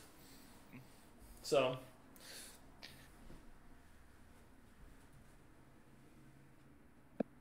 Yeah, and a regular income of 700 from every sale is good, but can we do better? 22 for proficient merchant. As you kind of take a second, I mean, as you kind of look around, this isn't an adventuring guild. He's probably looking at as he's got to go find a middleman. You might have a better option going to the adventuring guild, but then you won't have the merchant connections. This isn't a horrible deal, but it looks like he's definitely considering a lot more than that you should be than that you should care about. Remember, you're neutral, not neutral good. 15%. Let's call it there. Give me a diplomacy roll. You can't. All right, Cameron, you've trained for this. You have trained for this. Friendly face will pop immediately, so this is a nice, juicy plus 15. Worst case, if not, you can just try and get Melvin to show him his mean face. 18. Low roll. It ended up decent. You kind of look, as the guy looks up at you for a second. He goes, alright, 15. He holds his hand out. I'll shake his hand. We can work out the contract while I handle my other purchases, I do believe. Already worked out. As soon as you shake hands, that thing was sealed. It looks at you and goes, whatever we set the price of, you'll get a percentage regardless. It'll be sent to your own guild's headquarters. All right. I will start. I guess it's going to be then going through the shopping list. You pull out a list as I pull out the list that Roland handed me, and then pull out my own separate little one. That's just like a Santa Claus list. Keeps rolling out. Melvin, I as you need to watch, keep looking rolling over. away from the fucking books of items that could be in the world, or ideas. Melvin, as you look over at James as he pulls this out, you see this scroll like goes and goes and goes for quite a distance until It's like a Costco receipt. As it goes to the end, it stops rolling, kind of as it bumps into a desk and kind of rolls a little bit backwards, and you hear in your head from the voice go, "Oh no." And then, almost as if the person there suddenly disconnected, you feel the slight interference in the back of your head vanish. As no one watches Game of Thrones for the shopping. Alright. But as you pull out your list to read over, let me take a look. So your first... Yeah, go ahead. It's up to you. What one are you wanting to go through first? We'll go through Roland's first, because I don't expect there to be much on there that I can actually get. Alright, so as you kind of point to each of the items, starting with the 2 weapon crystals of life drinking, greater, if possible, as it's noted, he just kind of shakes his head no. As you point to the war paint that has like a full description of exactly what you want to do and everything, you see almost on the face of Zacchaeus a grimace at this as he shakes his head no. Pointing out and writing down that this requires a certain kind of creature's blood. Going into the belt, he looks at and shakes his head no as well. I will go through this list here real quickly. Looking at the Chrono Charm of the Horizon Walker. So, Melvin, if you need to look up your list real quick for items you want to buy, you got a second here. He looks at you and kind of smiles and says, "Ooh, that's kind of an interesting idea. I'd love to make something like that, but I've never heard of it before." As he kind of continues down. The Wormfang Amulet, which I feel is risky to come here and buy, but fucking... He looks at you and just shakes his head no in astonishment at the even fact that's on the list. The armor crystal of iron ward diamond greater if possible. He looks at that, kind of shakes his head. The shadow cloak. He kind of smiles and goes, "If you have any dark skinned elves, we can make you one." No, not currently. He nods. As Cinder quickly writes that down. We lost. I see. We lost Melvin to go pick up the Danes. Melvin grabbing the Dane. Alright, waiting to see. Well, here. Do you want to? Well, here. I'll finish the list real quick as we're going. Yeah, we'll take a break after this list. As he looks at the 2 gloves, a master strategist, he shakes his head no, having not heard of them. Same with the true strike gauntlets. I told him to lower his expectations. He pulls out the cold weather clothing, though, with about 3,000 gold pieces as the starting price. He does set a bag of coining for 200,000 gold pieces. He mentions he can get you the spell scrolls, but they'll be marked up considerably for the middleman charge and for the racism charge, as he calls it. But he mentions the only ones he can get is the Vampiric Touch and the Arcane Sight, as he doesn't know the rest of these spells. He points to the Master Alchemist supplies and writes in a little note to go to the apothecary called the False Carpet Apothecary. Okay. The one we were supposed to go to the first time we were here, and then we went to the other one. He looks at the bag of boulders and flames and just shakes his head no. Same with the blast globe. He smiling goes, "Oh, we do have daylight pellets. I've got about 6 of them for 3,000 gold pieces for the collection." As he kind of looks. Those will definitely. Okay. I'll look at him and nod for those, definitely. And then as he looks at the rod, he just shakes his head no and goes, "We don't have any clerics in the in the guild." Understandable. I can get the cold weather clothing elsewhere for cheaper, so I'll pass on that. I can probably get the bag of coining somewhere else as well. I'll deal with the schools later to get the scrolls. Alright, well, as you kind of take a moment to think... Oh, go ahead. I will just buy the daylight pellets outright, the 6 of them. I want to say, if you want a second to take a think and ask Cinder, we will be right back after this quick, probably commercial break. We return back from our commercial break. I feel like I need one of them little Disney ones to draw the Mickey Mouse ears here. Yeah. Little callback. But yeah, we return back as James kind of finished up looking through his list, looking through the list and seeing the ones that he checks off as able to be purchased here, making notes of the prices tags here. James, which ones are you signing off to purchase? Also, I Cameron, will be purchasing. Oh yes, Thunder. You could. Well, no, this is out of game. You could send Melvin, who looks like a kobold, up to the towers to buy, with a guard to buy the scrolls you need. That's the other thing I was thinking, because it's not going to take much. You wouldn't get nearly as much as the kobold. So, I'll be buying the daylight pellets, definitely. He nods. Zakai smiles at that and goes, "Perfect. Alright, so that'll bring... And that's all you want? You don't want anything else? Bag of coining has been a hot item amongst our nobility as of recent. We had a noble come in here buying a collar and a bag of coining earlier. It was quite interesting." James just is going to smile and go, "Yes, they're quite popular elsewhere too, but I should be able to pick one up still."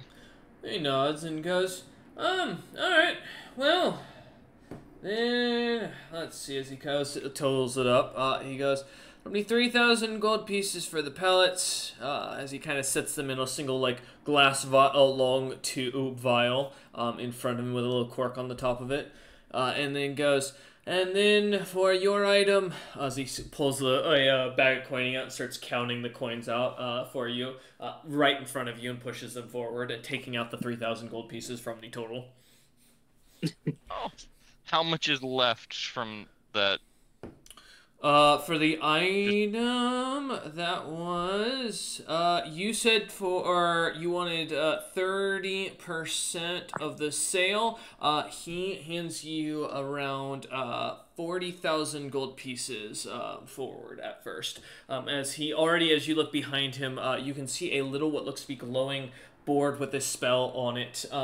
Seems to have a catalog, as you see, of different items on there, and like numbers on them that seem to be going up and down. And you see as what is listed as the Frosthammer status plate is already sold 30, or seems to already have sold 30 counts. Well, I don't say I approve of the name, but we don't have to care. The guy looks at you and goes, "The name is, it's part of marketing. You take an item you take an individual that is currently in a unique situation, and it gets an interest. Nobles like like to cry or feel like they're being bad," as he puts his fingers up in air quotes. James is just going to slowly have a flashback to times he's seen it happen in the Dwarven Kingdom. That's fair. Thinking of the revolution that just happened, thinking of how those nobles were bloodthirsty and willing to kill each other, and like these individuals are trying to act like rebels. It's kind of like being a hardcore gangster who's gone around killing people, and then meeting this like little white kid who's acting like he's black, going around carrying a fake gun and trying to act all tough. James, you're seeing the difference here for a moment as the Kai's continues. I just look at him and go, that's fair. Pleasure doing business with you. He nods and goes, "If you need anything else, feel free to come back and do business. Otherwise, I will have the rest of the profits as the weeks go on sent over to your merchant guild in Diamond's Death." Our building is in Gemcutter's Port, not Diamond's Death. He looks at you and goes, "My apologies," and kind of writes it down and goes, "Looks like they've been changes to the information we were given. And he kind of, as you kind of turn at that and head out of the shop, the guard just kind of standing out there, looking about, waiting for you lot. Melvin, do you think you would, with how you are, be able to go to the school and purchase a scroll on this list? Get 2 or 3 of each if you'd like. That way you can have copies of them for the ones that sorcerers and wizards can use. I mean, I can always give it a shot. I will pass off 10,000. You know what? 20,000 gold to you, Melvin, and the list. I will get you the list of spells real quick. It's not as long as that other scroll, is it? I just pull out a little slip of paper and I hand you this little list here of You do. 6 spells. I will say, He James warned- has got like 6 other scrolls in his bag that you noticed, Melvin, are like, you can already tell the thickness. They've got to be longer than the one he just pulled out. Careful, Melvin. He's good at folding paper. It could be longer than it looks. I can fold paper 8 times. Oh no. The limit has been reached and I will surpass it.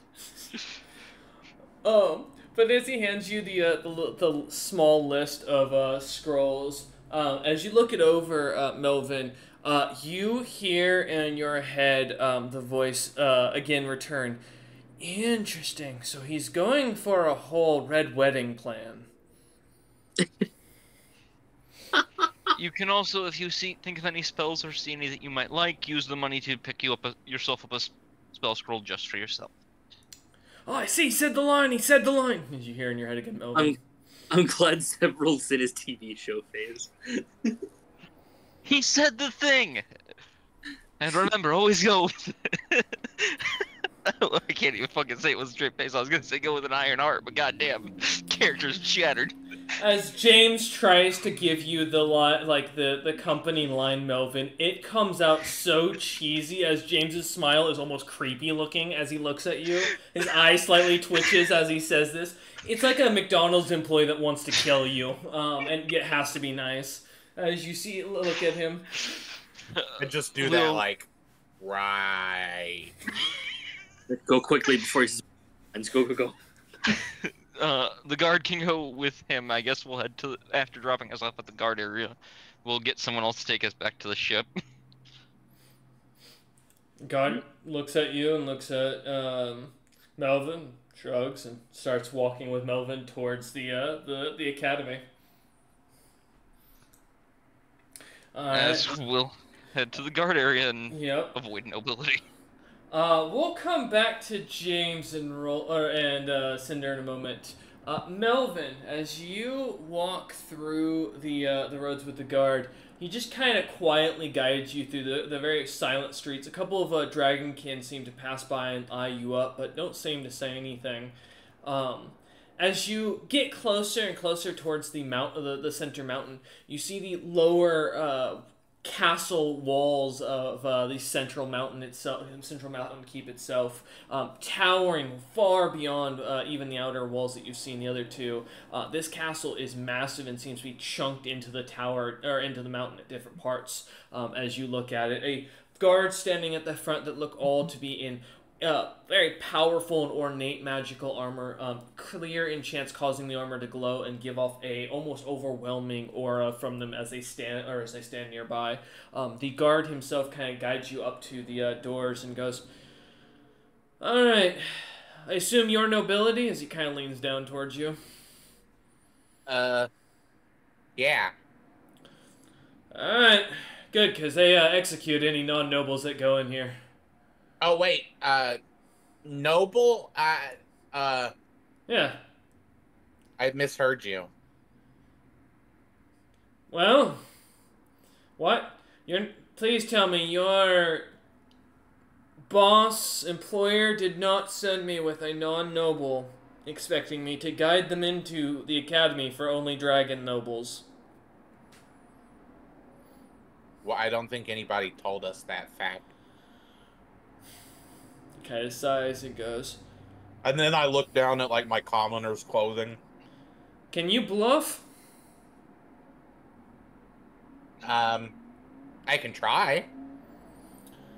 Kind of walks up to the guards and kind of says a few things to them quietly, and then steps back and goes, "All right, I'm gonna sneak you into one of the higher knights' rooms, and we're gonna steal some clothing for him and get you in there, because I don't want to have to go back and explain to the guard captain that I failed on my job today."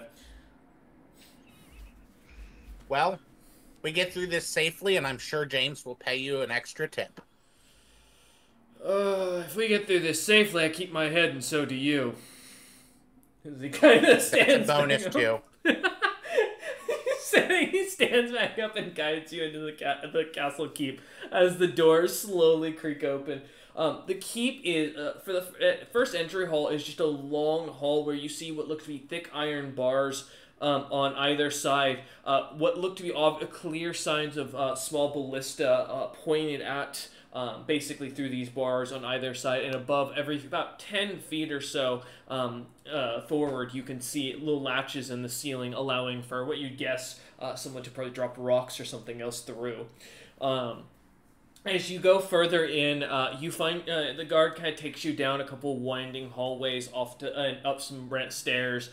It's almost like a dungeon in here, Melvin. As you kind of continue through, finally finding yourself in the nicer area where you see red carpets. The bricks seem to be much cleaner, more dusting. Some knight armors have been stood up and seem to be proud. A couple of fancy doors that have been left slightly ajar open as the guard kind of takes you into one of the rooms, where you see a large queen-sized bed with silk sheets, massive pillows that seem to be almost fluffed perfectly, long, what look to be almost like curtains that go around the bed, the light smell of lavender all throughout the room, almost circulating, as the candles in there seem to give a faint bluish glow to the entire room that gives almost an immediate calming and relaxing feeling. An armoire seems to be off to the side that is open, slightly ajar. You can see about a couple of bits of shirts and what look to be some thick breeches in there. What looks to be a mirror seems to be set off to the side, where a couple of clothes seem to hang off of it. Finally, off to the far end, a simple bookcase with a single book that seems to have been kind of fallen over seems to stand. The rest of the room seems to be almost completely empty, just mostly stone. As the guard kind of ushers you in and goes, "All right, find something that fits and we'll figure this out." I hate clothes, and I just start digging through them. You do. Now, you are 4 feet, I believe, tall. The knight in here is kobold form. I think it was 4 foot. Yeah, this knight is clearly at least 12, maybe 15 feet tall. As you can fit all in a pant leg of most of the stuff in here. You're gonna have to, as you look about, you do find what looks to be finally as you dig through. Give me a search check to see what you find. Let's make this interesting. Right. Let's see what you really find, actually.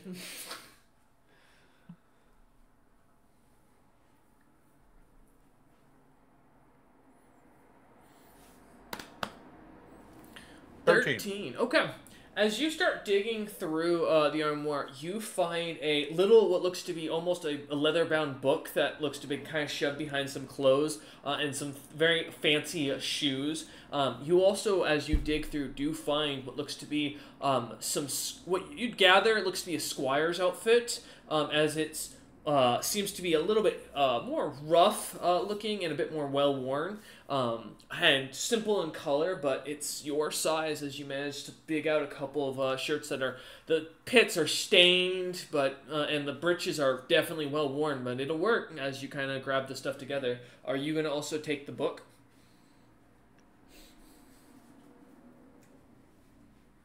Or the leather-bound book you found at the back of the armoire?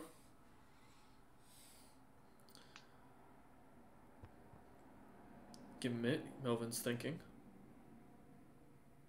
Hopefully. And not disconnected.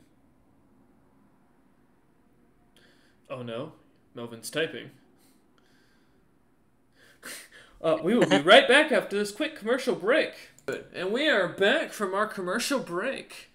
I'm going to have to make a jingle later. That's on my to-do list.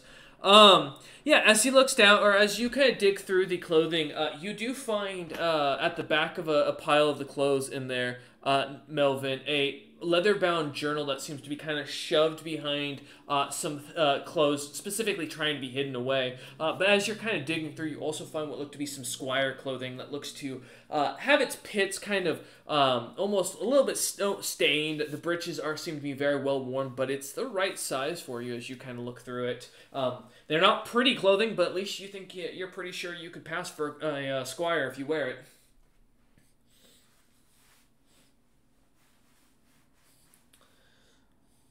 Did we lose him again? Oh, okay, no. Momentarily, but I turned my hotspot on, so it will be the last time. Oh, no. Alright. Yeah, so as you find through the squire clothing, you find some things. You do find a journal, or what you realize seems to be a leather-bound journal of sorts that seem to have been hidden away. I assume you're taking the squire outfit. Are you also going to take the leather-bound journal? Sure. Okay. Kind of seeing it after digging through and finding it hidden behind a bunch of clothes, you grab it and pocket it away as you put on some slightly worn, what you assume to be fancier pants that look to be kind of short or more designed for going out into battle. But they're made of leather. They've got some insignia on it. As you look down on it, looks to be some fancy dragon blowing some sort of breath weapon out of its mouth, and looks to be all blue in design. As you kind of put on the vest, a similar design seems to be kind of on the chest. And as you straighten up looking at yourself in the mirror, you look pretty damn good, almost as if you look like a squire.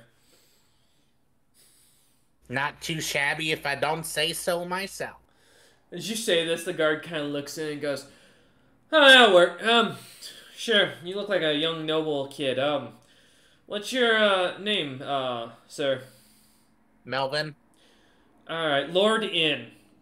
Got it. M? Inn. Dragons believe they use the last couple letters of their names as a signification of their clan. So if they ask you your name is Melv Inn. Well, my last name technically is the misunderstood. Yeah, we're gonna go with Inn. He kind of looks at you and goes, I think trust me on this. We don't need you or me getting our heads lopped off. Okay. I feel like they would find that difficult, but that's for another time. The guard just kind of turns his head at you at that, just kind of shakes his head and goes, "Oh, okay." He's gonna, as he kind of turns, he goes, "All right, follow me we'll head up to the academy. It's about 30 flights of stairs. Shouldn't be too bad. We should be there within the hour." I will follow him and make sure I focus on every step to make it look like I'm actually walking. As you start heading into the castle deeper and deeper, we're gonna jump away from you for a second, and we're gonna jump to James and Cinder. As you two watch as Melvin and the guard walk away into the castle, or walk towards the castle itself and the mountain itself, the two of you are left without an escort in a noble district full of nobles after one just stole Cinder's snow leopard. Just got that cat like a week ago, too. And Cinder's still kind of looking at the sled annoyedly. Let's head back to the guard outpost, at the very least. I'm gonna ask, as you're walking back, are you gonna be actively on the lookout, or are you just kind of casually heading back, trying to look at people along? And I am. Yeah, keeping an eye out, because we both can fit under the snow and not be noticed. Dude, if I go into that snow, they'll never find me again. Okay. Just because there's not a flag attached to your ass to, like, show over the snow as you waddle through it, does not mean... Now, to be fair... duck under it and hide? Yes, it fucking does. To be fair, Cameron will get noticed. I can literally bend snow. I could totally hide under the snow. The snow's gonna cave in around you. Yeah, that's fair. Alright. Are you going to be trying to be stealthy about this, or are you just trying to keep an eye out to make sure you're not being noticed? keep an eye on just so I'm not being noticed. Alright, Yeah, give me a, if you're I just want to be able to. Good. I just want to be able to run if I see someone's gonna be annoying. Yeah, give Yeah, me because stealth is... Yeah, give let him. me a search check if you're actively looking and a listen check, or if you're not actively looking, give me a spot and a listen. Did someone leave a bag of Popeyes near? No, I'm not getting it, but you know. Sorry. Don't mind me. Search is worse for me, but actively looking safer. Fuck. Same as both. Let's see. That's my search. I Where's will my say list? search means you're actively looking because you're concerned. Spot means you're just like kind of. It's something that you could that you're kind of keeping your eyes open overall. You're not looking for something specific. Is how I look I'll at it. go with spot then. That works for me. Did not sound like it worked for James. Search went okay. My listen spot 13, listen 17. Gotcha. Search 16, listen 18. Got you as well. Alright. As you two start heading through the thick wintry snow, feeling the cold on your, or feeling the cold on your back as the wind comes down from the mountain, the snow seems quite thick as you kind of watch and look for any sort of steps or footprints or any signs of activity. As you walk through the quiet and almost unnatural silence amongst the streets, no birds can be heard, not even the honking of a wild goose. Oh god, there's no birds. It's winter. It is winter. Surprisingly, not many birds like the cold. As you kind of pass through, you can't help but feel there are eyes on you. As both of you listen and look about, both of you manage to notice the eyes from the windows on you, where you see dragons kind of looking out and staring at you, slaves seemingly also looking, standing next to them in some cases, some dwarves, some be trolls, some rakshasa, in some cases other races that you don't even recognize. Though as you walk about the snow, you hear the light crunching in the distance. Kind of catching that as you do, the two of you kind of dart to the side of one of the alleys between two of the houses to get cut off your vision, or cut off the main vision down the road. Stepping aside, you notice, and looking over out, you notice a couple of nobles laughing and joking as they throw snowballs, jogging past, and as they go past you lot, or past the main road, and heading up towards the mountain. A few moments later, disappearing out of eyesight and ear shot as you lot continue back on the road. As you manage to get through, you get to the guard captain's tower next to the main the main inner gate, and see the guard captain sitting there, a little bit bruised, his cheek a little swollen, but him looking as if he is quite happy about the situation, as he seems to have a big smile on his face. As you lot walk over, he looks over at you, James, and goes, "Oh, you didn't go to the academy, huh?" Melvin was the one who was really excited to take a look. I sent him with the short list of what I needed from there. Oh, I didn't know Melvin was a lord. Oh, that's understandable.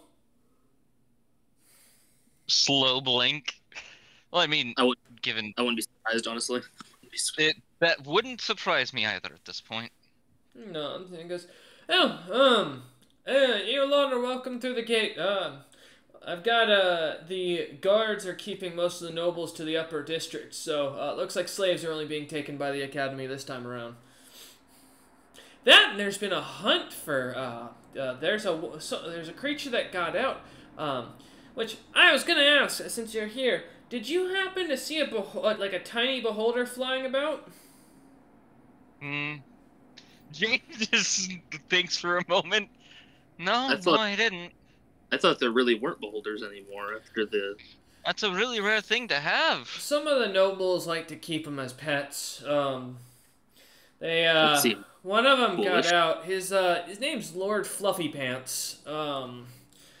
I don't know anything other than he is a dark red coloration, and he doesn't seem to have any eye rays. He also seems to be fond of meat. We don't know where he went, but I got a report from about 20 minutes ago that said he got out, so we're on the lookout, so forewarning. Well, if we see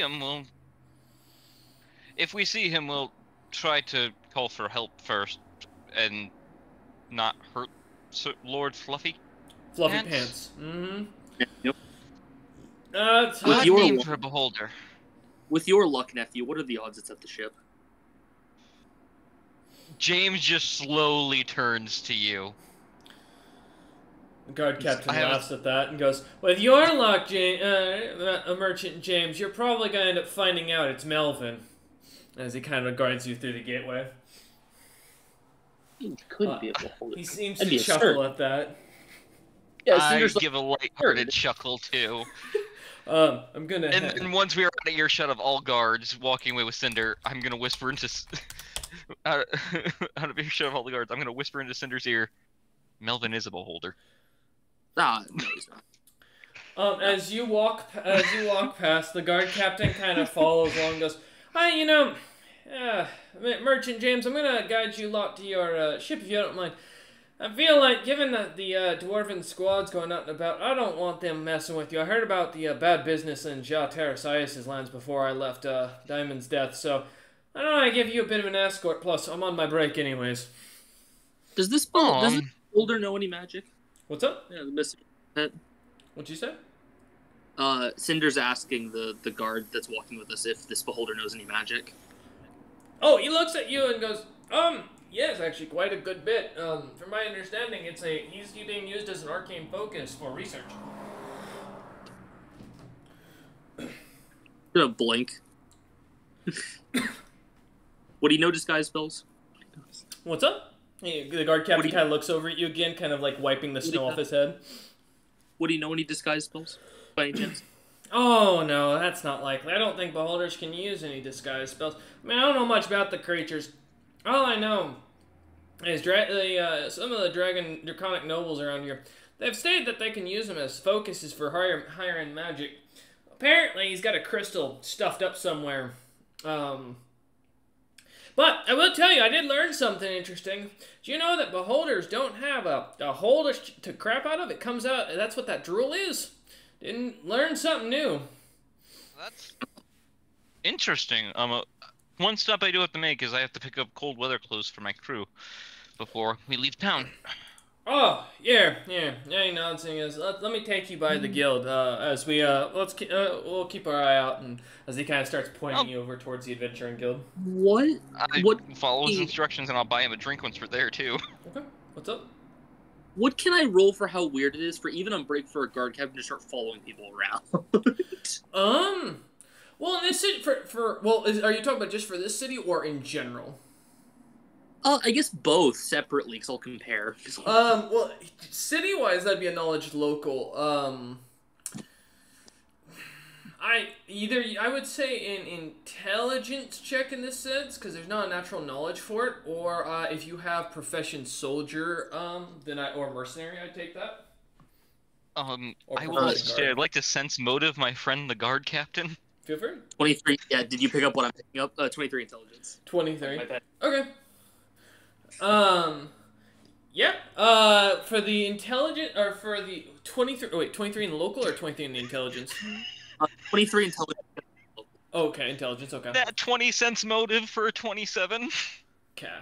As you kind of think for a second, it's, in your own experience, Cinder, you've never seen guard captains follow anyone around unless it was someone of noble ranking or someone potentially who's being watched, which could be multiple reasons. It could be the nobles have an interest. There could be a wanted poster out for you. The guards could also be working on a tip that you're going to be kidnapped. I mean, there's numerous reasons you could think of that he could be following you around. None of them are normal anywhere else other than the fact of for those specific reasons. James, what are you trying to get with the sense motive? I'm trying to see if this is actually my buddy the guard captain. Everything about his mannerisms looks to be exactly the same. This seems to be the guy. Because he's never just called me Merchant James, not since after the first meeting. That's true. He keeps just saying that as you catch it, he only seems to be calling you that when there are other guards around, as you've caught. So it seems almost as if an identifying title to make it so you're not called slave. once. Yes. Once we're just away from the other guards, I'm gonna like look at him and say, "So why are you actually walking with us?" Oh, that noble's hunting you. No, I figured. And he's watching, and I think he knows where. Or I think he's going out to look for Rolliman at this very moment. I have some guards tailing him. I think he's not actually a dragon, and as he claimed to be a member of Alia's clan, which I don't know if you know much about the local nobility, but Alia's black. Makes it kind of difficult to claim you're black scaled when your scales are white. Yeah, we know. We met her recently. Yep. Oh, also, there is actually a tiny beholder going around called Lord Fluffy Pants. That wasn't a joke. Some small young noble legitimately lost it. I'm not. That one was a thing. I just used that as an excuse to get away. Well, Rolliman is out hunting Drac. I don't. Oh, I know. I hope Trust he me. doesn't pull that. If you don't think I know everything that goes on in this city by this point, you'd be shocked. I'm better connected, thanks to you, James, than anyone else. Well, I'm always glad to be able to be of help to the local law enforcement.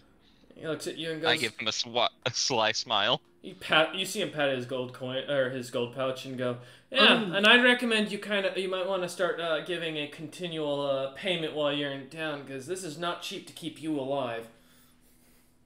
I'll pull out a good 25 gold and pass it to him. He seems to take it happily. What's up, Cinder? I guess I'll just ask if you're helping us. So, who's this person the Snowbeards are looking for? Because I'm almost certain it's not me. Despite... Dragon that got out of the pits that says he's walking around as a dwarf.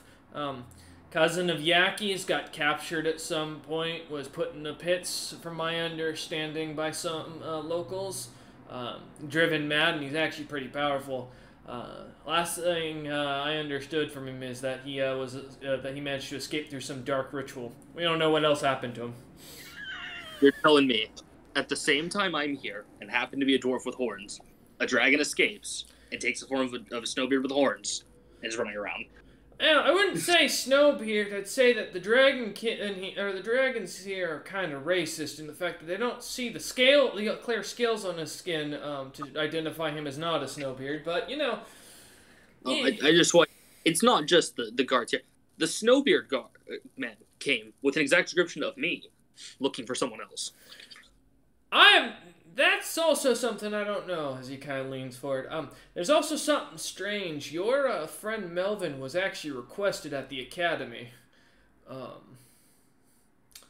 Interesting. What's kind of curious is how everything's lining up. I wonder if his backer had made an appointment there for him. He seemed rather interesting in going. There's a gentleman in town that that's also been paying a lot of guards to keep eyes and ears on merchants, and specifically when you popped into town, has started moving a lot of coin around for interest in you, Mr. James, as he kind of says that with like a more authoritative voice to it. And he goes, someone doesn't seem to like you in town, and I don't know who. But I can tell you it's not someone who's local, and it's someone who can move a lot of coin quickly. You got any enemies you know of? I have a list. Well, I hope none of that list has the chance to get a hold of your friend, because if they do, and they reveal what he is, we're all in trouble. As he kind of like steps into the inn, guiding you inside to go talk to the guild leader. And you're just looking around, like, he's just a Snowbeard. I'm confused. As we pop back over to Melvin and the guard captain, as you enter one of the first towers, the central tower looks to be kind of unimpressive on the first floor at first. It's just a round room that looks to have bookshelves towering almost 40 feet up, filled with large grimoires of different shapes and sizes and varying degrees of material, some as old as life itself, and some, as you realize, look to be fresh copies. A large desk that seems to be almost circular sits in the center with a couple of books stacked up. A dragonkin that you recognize almost immediately, Melvin, as what looks to be the same. Actually, no, never mind. You have not met this person. Disregard. Forgot. Saturday met this person before you joined. You recognize, or you see a bluish.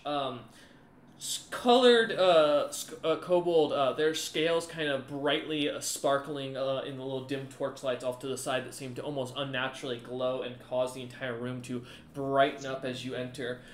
Her bright blue eyes seem to glimmer as you lot walk in. She looks over and gives a very toothy smile. Sitting down in the thick leather chair that she is, she looks to stand roughly, from what you can gather, about 10 feet tall when standing on fully up.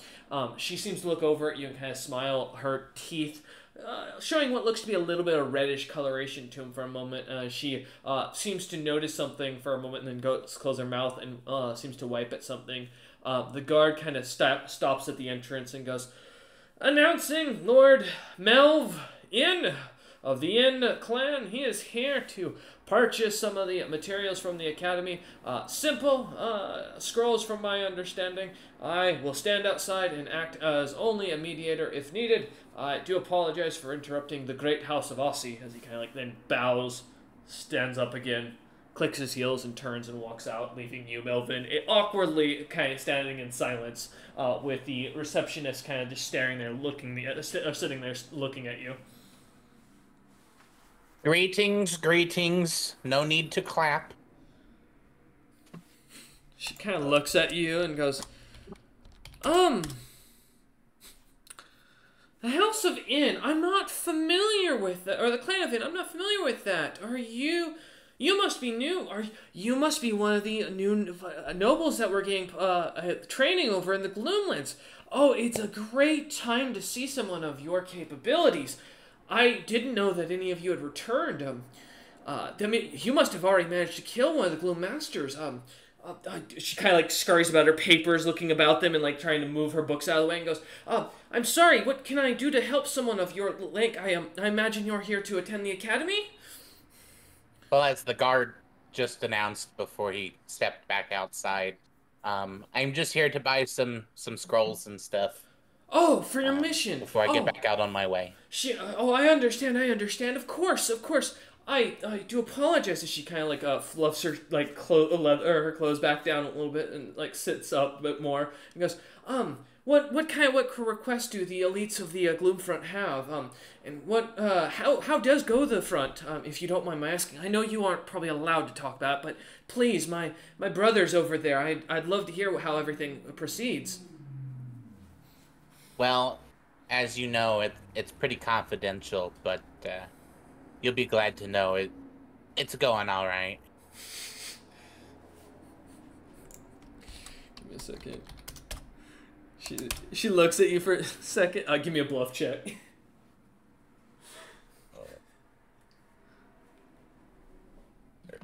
Oh, these are good. I hope that wasn't sarcasm. She She looks at you and goes, "Oh, okay, that's great to hear. Fantastic. What spells can I get to you? I imagine you're very busy. What can I get you?" I would read off the list. She looks at the list of Vampiric Touch, Power Sight, Arcane Sight, True Seeing, Permanency, and Mummify, and she goes, we have Vampiric Touch in stock for about 375 gold pieces. Arcane Sight also about the same, and we've got about 6 scrolls of each. Are you looking to buy all of them? I would like 2 of each, please. 2 of each? She nods and goes, okay. That will be only 1,500 gold pieces. Let me see if I can get, as she kind of like goes over towards an orb, begins to cast something on it, and then looks over at you and goes, they should be down in a moment if you'll just sit, or just wait here. You can tell me all about what's going on in the Gloomlands, and how things are, like what you've seen, any interesting tales you might have. How'd you even get picked? I mean, I've heard it's been random, but you know. I would like to sense motive. Go ahead and sense motive.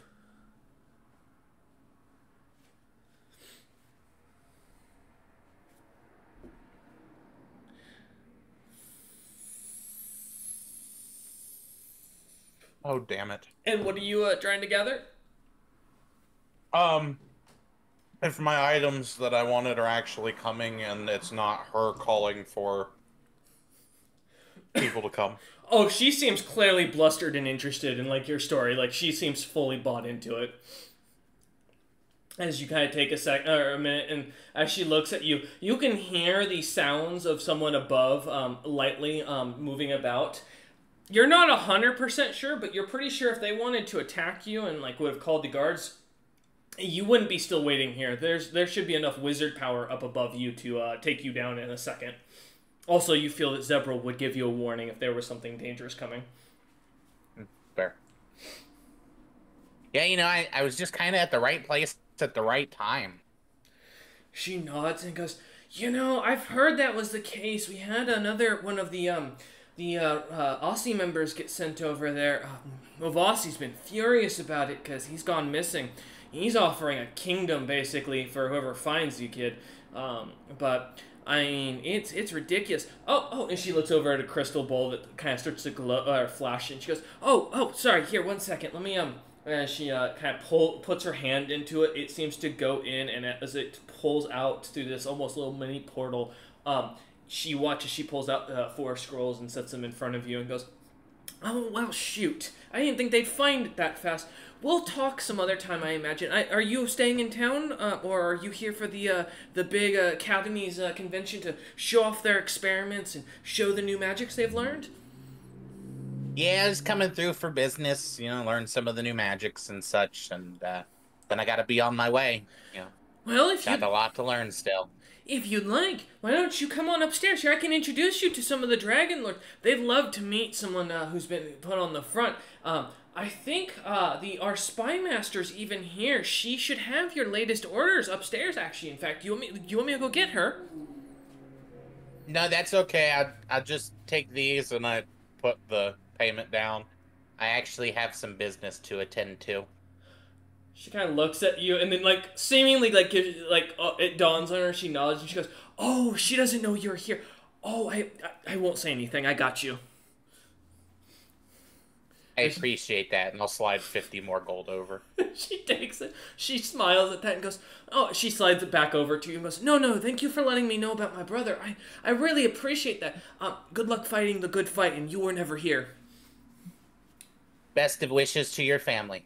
She smiles at that as you kind of turn and start walking. The guard captain, standing at the door, you hear him trying not to laugh as he seems to be snickering as he looks down at you and goes, "Ah, fighting in the Gloomlands, huh?"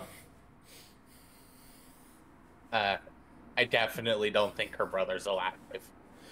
He looks down and goes, "No, I'm holding the report, actually. I just got handed it as you were waiting, or as you were talking to her. Do you want to give it to her, or..." Maybe we wait a little bit. The guy nods and goes, "Yeah, I don't think I want to..." Yeah, he kind of nods at that and goes, let's scoot. As he starts walking forward at a little bit of a quicker pace. As he looks over the letter. While you're at it, might want to make a report that Lord N died to make it seem like I was a hero for the brother or something. I don't know. He nods and goes, I got an idea of what we can do. And kind of like as he continues to take you out towards the castle, or out of the castle. It takes another hour of walking, and by the time you get out, you see the storm is getting heavier, the snow is getting heavier, or even thicker. The flakes themselves are getting smaller, and the cold is getting more biting as you feel it down the back of your spine. But as the guard kind of looks at you and goes, "All right, well, I'll take you to the exit of the nobles district, and then I guess you're on your own from there." As he starts looking up. Appreciate the help. No, and I will give the guard 100 gold. He will take the money, and he smiles and goes, "Appreciate that. 100 gold should keep me from losing my head, and if it doesn't, well, I can find a new job somewhere else. I hear Greg's Marathon is hiring these days. I wonder what it's like living in the merchant capitals." I'm sure if you need work, we could find something for you to do on the ship. He nods at that and goes, "Might take you up on that.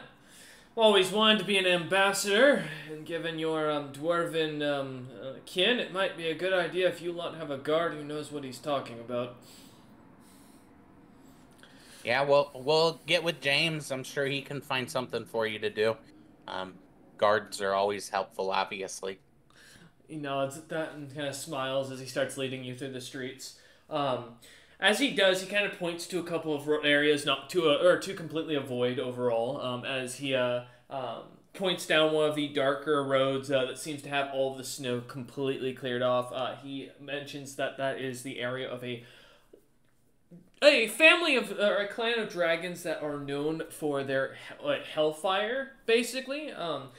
As he kind of continues through, saying that the fire is so strong that it heats the streets around them. They're also in town to try and fight the claims of one of the other dragon lords to try and put their family in charge, as things have been tense as the guard kind of walks you past the area, of giving it kind of a good wide berth as you head towards the gate. But as you make it to the gate, finally, you see he kind of walks you through, asking one of the guards where the rest of your group is, and finding out that they were heading towards the Adventuring Guild. He looks over at you and kind of mentions, smiles, and goes, "Well, looks like we're heading to the Adventuring Guild. Also, there's, interestingly enough, apparently a beholder on the loose in the streets. Captain's gone to look for it to make sure that the creature hasn't managed to find your friends." Beholder, you say? Yeah, definitely don't want to come across that. This thing's supposedly tiny and angry. Though I can't blame it when you get a crystal shoved in your stomach. These nobles... Tiny and angry is definitely something I relate to. Ha ha.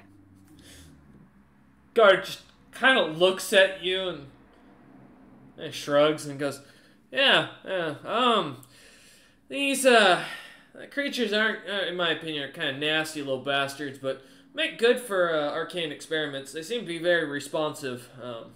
But I hear if you manage to find one, they that the king himself will send you up with a nice prize, 100,000 gold pieces for one of the tinier ones.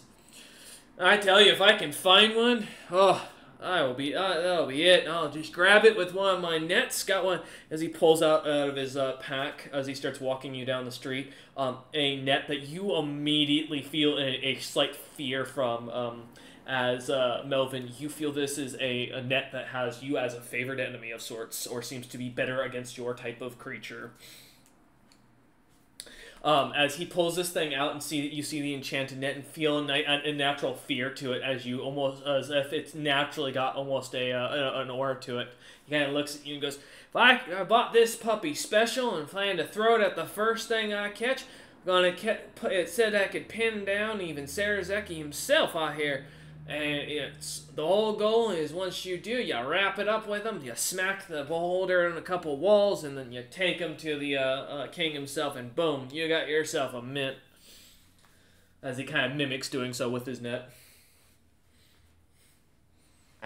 Those nets definitely work. Just make sure you're careful and that you don't get a cursed one. "Oh, yeah, no," as he kind of pushes it away back into his pack on his back and goes, "I wouldn't do something like that." I've heard, the cursed ones wrap you from inside out and then start devouring you. That one didn't look cursed, but I'm not quite sure. I couldn't quite tell. Maybe I could try tossing on you and see if maybe that'll work. That'd be a good way to tell if it's cursed, get it over with, As he kind of starts to pull it back out. The rumor I had heard is that it only works as you're getting ready to throw it at a beholder. Give me a bluff check.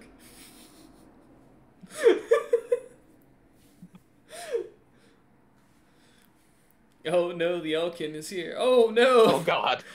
He looks at you and goes, "You just don't want a net thrown at you. Yeah, I won't even do anything to you. It's not like I was gonna try it." As he shoves it back in his backpack and goes, "Yeah, listen, if we find a beholder, you're gonna appreciate that I have it, because those things are dangerous. If they're ramped up on the wrong kind of magic, all that spewing that they do, you don't want to catch a disease. I mean, shoot, beholders are nothing but, honestly, ass mouths.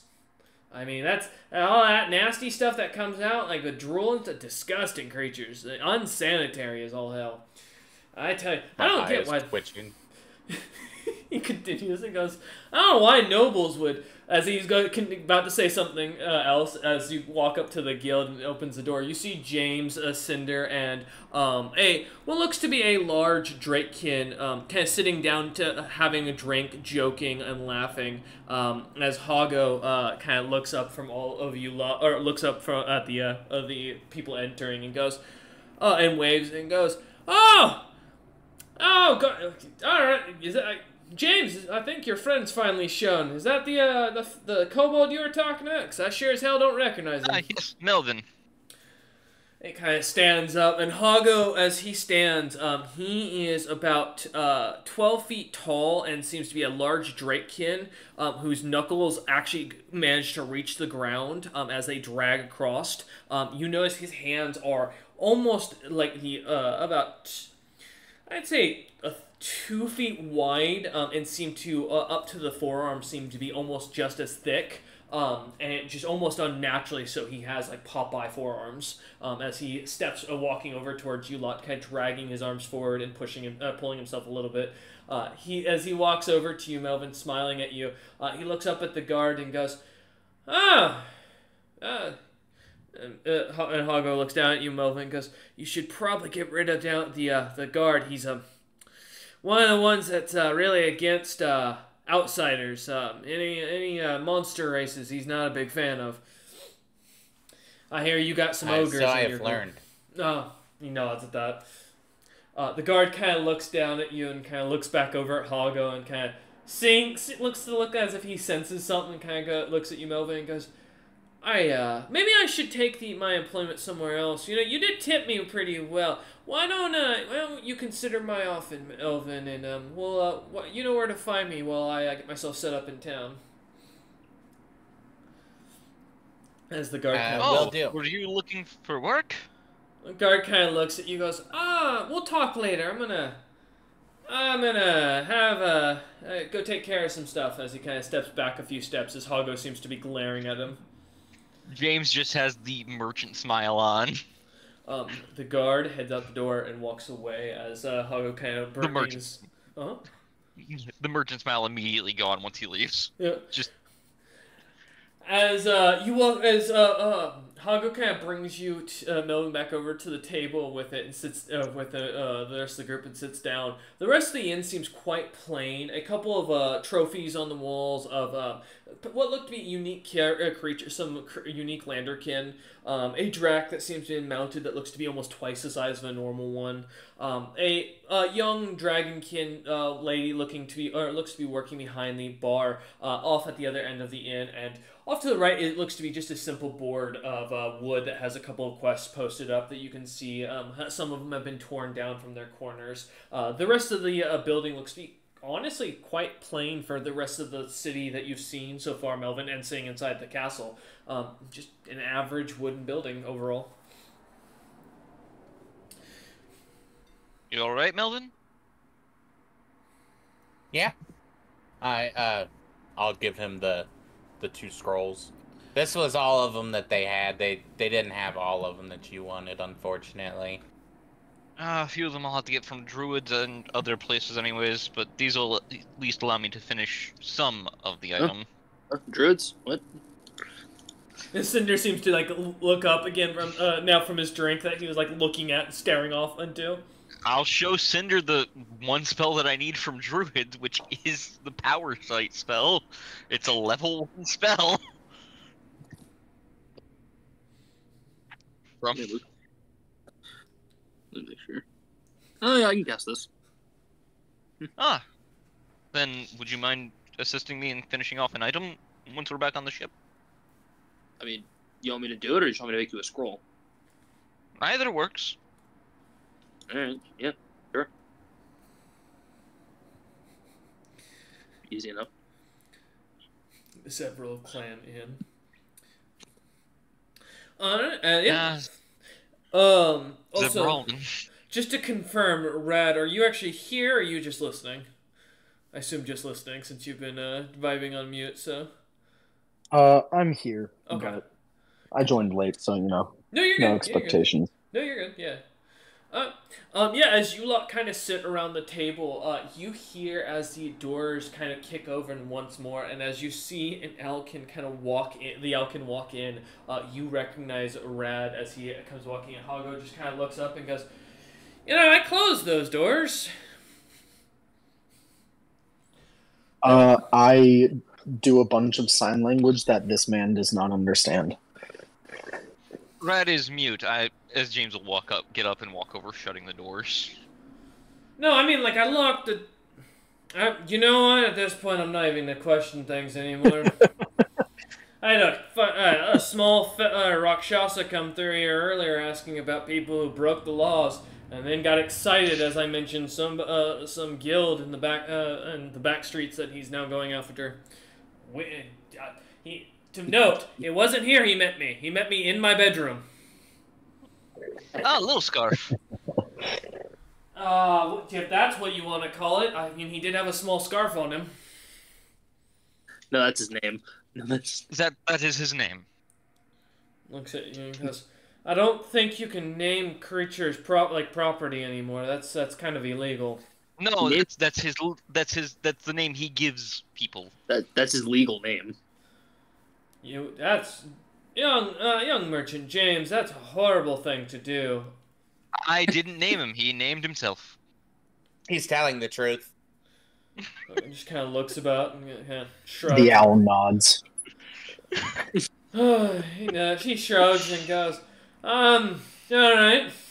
Well, as I was saying, yes, we can definitely do business. As far as you're welcome to take a couple of the quests and for the information on where the Drakekin are sleeping, the Drek are sleeping these days. Here are their hibernation routes we've been founding. Essa managed to get us some pretty good information when she came through here during the summer. She was vacationing here, went and grabbed a couple of the creatures. Used a interesting way of hunting the creatures. Brought some young noble, minor noble. I guess he was an adventurer back in the day, and used him as bait. Something about sending a horde after you guys and payback is a pain. I don't know. Oh yes, when we first were here and went out hunting Drak with Essa, there was a Drakekin, I do believe, for his size, that was stirring up the Drak in a big horde. Hago kind of nods and goes, yeah. Essa said that if you lot came through here, and she said you probably would, give you the information she had found, and here their hibernation routes. They're sleeping where they typically tend to sleep down or bed down for nights, and those are the tracks and routes that the herds seem to take. Essa mentioned something about the bigger ones, the oldest ones, having some medical property that you might be interested in, James, and having dragon bones, although they're weak. They are at least capable to be ground down for powder and such. As he kind of reads off the notes exactly as Essa wrote it. That's good. Did she mention anything about where the Landerkin might be hibernating? He kind of flips through the papyrus and kind of looks there and goes, yes. Here you go. As he hands you the other map and goes, this is that, and then another thing she mentions about Embermains in the area, so point here, as he points on the map and points to the same area where you see the ruins that you had found the green dragon bones in, and goes, apparently this cave is a common place for them to migrate around, so. Alright, thank you. As always. He nods and goes, I'll talk to the captain. get all that dealt with, and get this quest post up for Lord Fluffy Pants. Who names a beholder that? I said the same thing. If we find him, we'll bring him to you, I think. Does he wear pants? No, well, I mean, listen, from the description the captain gave, it didn't sound like it, but I'll go get the rest of it. I'll leave you lot in here. I'll have I'll have our receptionist clear out for right now. She's got dishes she can clean anyways. As he snaps his fingers a few times, it seemed to make the entire hall echo. And he goes, "Feel free to talk amongst yourselves. We're gonna while I take care of this. I'll be out in front, and please, do not touch the expensive stuff. Anything but the top shelf." I look at him, and then I look to where the top shelf is. And then I look down. You think I can actually reach it? With a little bit of hope in my voice. Cinder has locked eyes with the top shelf. Hago just shrugs at that, not even laughing. God damn it. As he steps out the front door, leaving you lot in the guild itself quietly alone as the fire crackles in the background. Well, the Scroll of Vampirism and Scroll of Arcane Sight are good. Good job, Melvin. I'm glad you're okay. And I didn't get kidnapped. That is also a very good thing. I will also mention, Melvin is wearing minor noble's clothing and has a noble sigil on his chest, like on his breast, as well as on his thigh. We might want to get you changed. I also would have probably purchased the cold weather clothing, so... Yes. Oh, that was 1,000 gold pieces for all of it. 1,000 gold pieces for all of it? Yep. Can we make it 1,100 and I'll have an outfit for Melvin that way? Buying it for him regardless? Sure. That's fine. I only spent 1,600 of the gold you gave me also. That's actually really good. Could you hand half of what's left over to Rad here so that they have the money to go shopping for themselves? I will hand that to them. Sweet. How much? Would you give me 20,000? Yeah, 20,000. So I only spent 1,600. Much obliged. So that'd be And you said half of what's left. 200. Yeah, be a 10K. Yep. Word. Thank you. I'm just checking.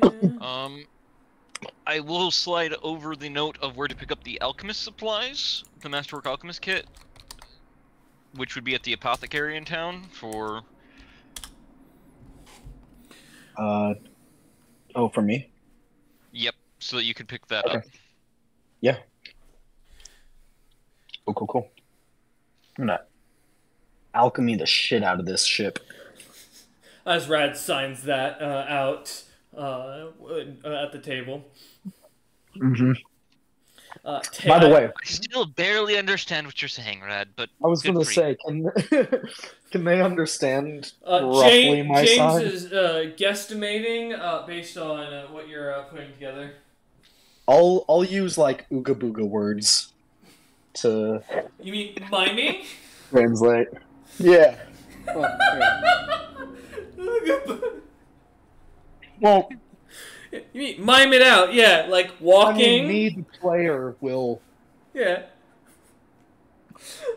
use ooga booga words, and that'll be my player basically miming shit that's not actual sign language, but it's something he can understand. Have to have you teach me how to understand the language you use, Rad. I make the sign for yes. Thumbs up. Oh, you know no. what? Oh, I found the I might be able to help in this. And Brad, you would just hear in your head, "Can you talk back here?" Holy shit. Yes, hello. Hello. You're the screaming one? Well, I guess my room does.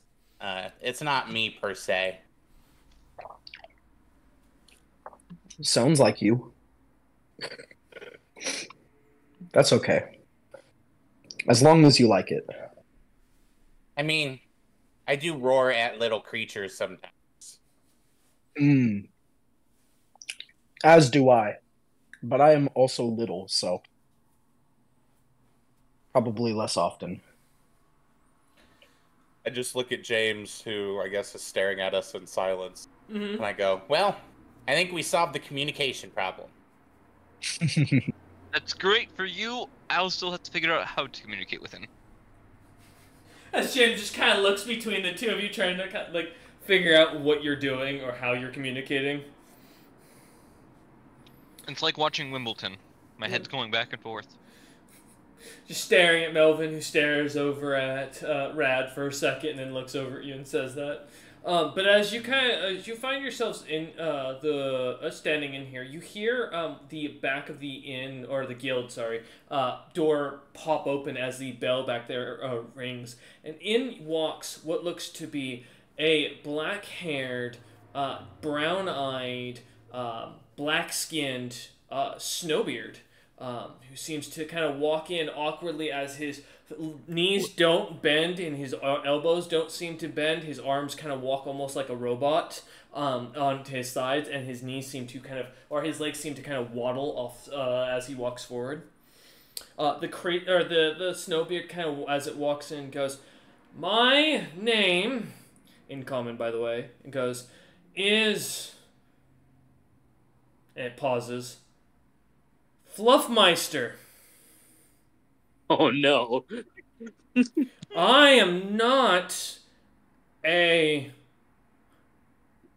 beholder, nor should anyone think that." I'm looking him dead in the eyes. One Snowbeard. eye is shifting to the left slowly, the other is shifting to the right slowly. I don't think I have. I sense motive. I don't think there's no sense. I think there's no sense motive Sure. needed. The amount of bullshit believe here in him. the air. You believe him? Does the room I smell straight of up beholder believe to him. me all of a sudden? It does, Melvin. Who would have thought? Also, Melvin, you can clearly see this individual's wearing a disguise kit because you can see where the tentacles are seen sticking out. 21. I'm sense motivating. Give me 1 Okay. second as well. I'm gonna ask: are you trying to confirm that this is a beholder? Or are you trying to confirm if it's lying to you? I So may, I'm or trying may to not, confirm that this is a beholder. Okay. I may or may not be confirming if he's lying to you about not being a beholder. 14. Alar. Wow, there's a callback. Two characters ago too. Cinder. He is not lying to you about not being a beholder. It seems like this creature or individual seems to fully believe or think that it is not a beholder. James, as you look this creature up and down, you're pretty sure it is not a beholder. Something feels off, but I'm gonna let it go. Fluffmeister, thank you for letting it go. I will now, like a regular customer, pour a drink. As it awkwardly walks over to the bar, grabs a glass that falls over, grabs another one, and then pours half of it onto the table, and then takes a drink of the shot glass with nothing in it. Your butt. What's up? Is your butt fluffy? The creature turns awkwardly, its hand still dripping with liquor, and goes, "No! Why would you say something like that?" Its mouth starts to, the creature's mouth starts to drool slightly brown. Oh, this is weird. What is it to see through a disguise kit? You can. I use sign language to see if this guy understands it. As I'll you just- do, I'll just say "Hi, do you want friends?" The individual turns back and goes, and seems to awkwardly move its hands in front of it, almost as if they're kind of locked, and the fingers start moving in sign language, responding back, "No, I am just passing through." I'll just nod. Go Oh. back to my drink. The individual kind of continues and turns back towards the table, puts down the glass, and goes, "I will now walk out the door. It was good seeing you, patrons." You should probably go out the front door since you don't own the place, but... That is a smart idea, sir. Good to see you. Watch out for the net. Net? As it turns awkwardly towards Melvin. Don't worry about it. Just keep that in mind. It kind of stops and goes, "Oh, wait. I recognize mine. You, and he points at Melvin, one finger kind of awkwardly extended, and the eyes kind of like recenter themselves as it does, and it goes, "You are Beholderkin." James just doesn't seem surprised at this point. I just look at the clearly kobold, and I look at the guy who looks really weird, and I just go, no. What he said. You might want to get your eye checked. I have 2 eyes. As he Right. You might want to use them to find your way out of town as soon as you can. Roll an intimidation check, Melvin. Can I argue for it to be a persuasion on his part because he's being nice? No, I think they're equally bad. I know it. Let Melvin roll his intimidation.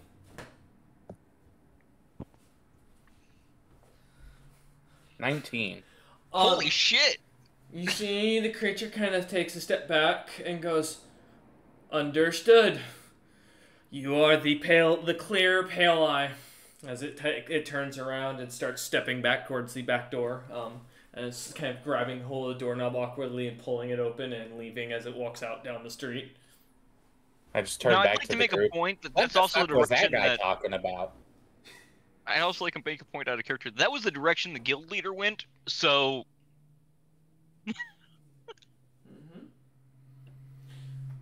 Oh, it's weird. I didn't hear about 2 people with Fluffy in their name today. Aye, very weird, and James just looks at Melvin. Yeah, and it's really weird. But I it's signed okay. that People my can be maiden weird. name used to be Fluffy before I was married. Oh, You're... How old are you? You're young. I don't speak sign language. I do the numbers of 3,000. What? Fuck! Whatever you say. I don't even know if I can count that high.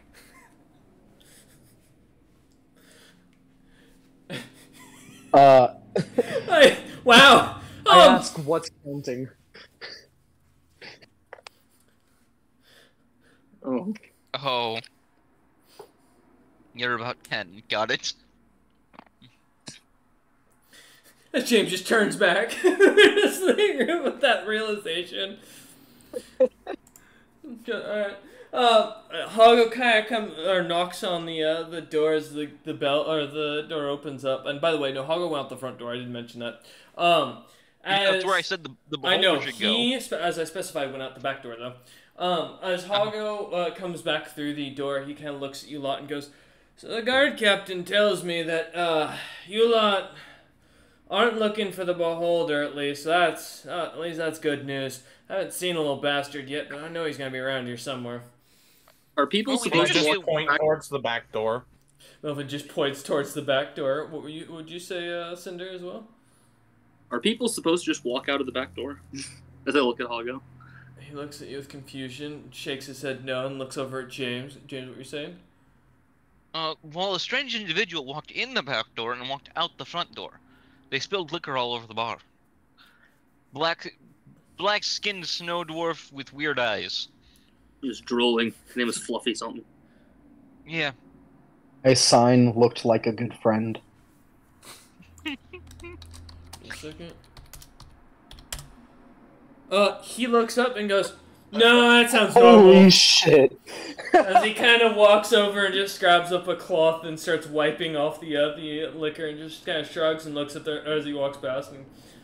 And, sounds like one of our normal customers. Must be new in town. At least new compared to when we were here. He said normal customer. I don't think he's new. Kind of pours a couple of drinks and sets them down on the table as he kind of invites you all to sit down and goes, "So, what's the decision? You lot staying in town to do some jobs, or are you planning to head out and see the world some more?" Oh, Draco first. we're probably gonna go drac hunting and get some drac leather and maybe some landerkin leather, too. He nods. Always That. gotta be on the lookout for the good materials. He nods and goes, "I agree, plus that stuff will cost you a pretty penny right now. Also, the plumper they are, the more stretched out their skin is, easier it is to get that stuff all set up the way you want it." You know, Aye, if we bring down any extras that I feel we don't need, would you like me to bring it here to sell to you? no, but tell Aussie she'll buy anything. She'll butcher that stuff up and serve it to the customers. Won't find many drac eggs right now, though, sadly, which is what they're looking in high demand for. I know the nobles want embermane, something fierce on their diet, and they want something interesting. So if you find any cool or unique creatures, bring them in. If they're not poisonous, we might see if the nobles will buy them. I look at all my ice gear. I look at James. I look at Hago, who mentioned Evermains. We'll keep an eye out for undermans. I'd also like to bring some down again for some of the parts they have.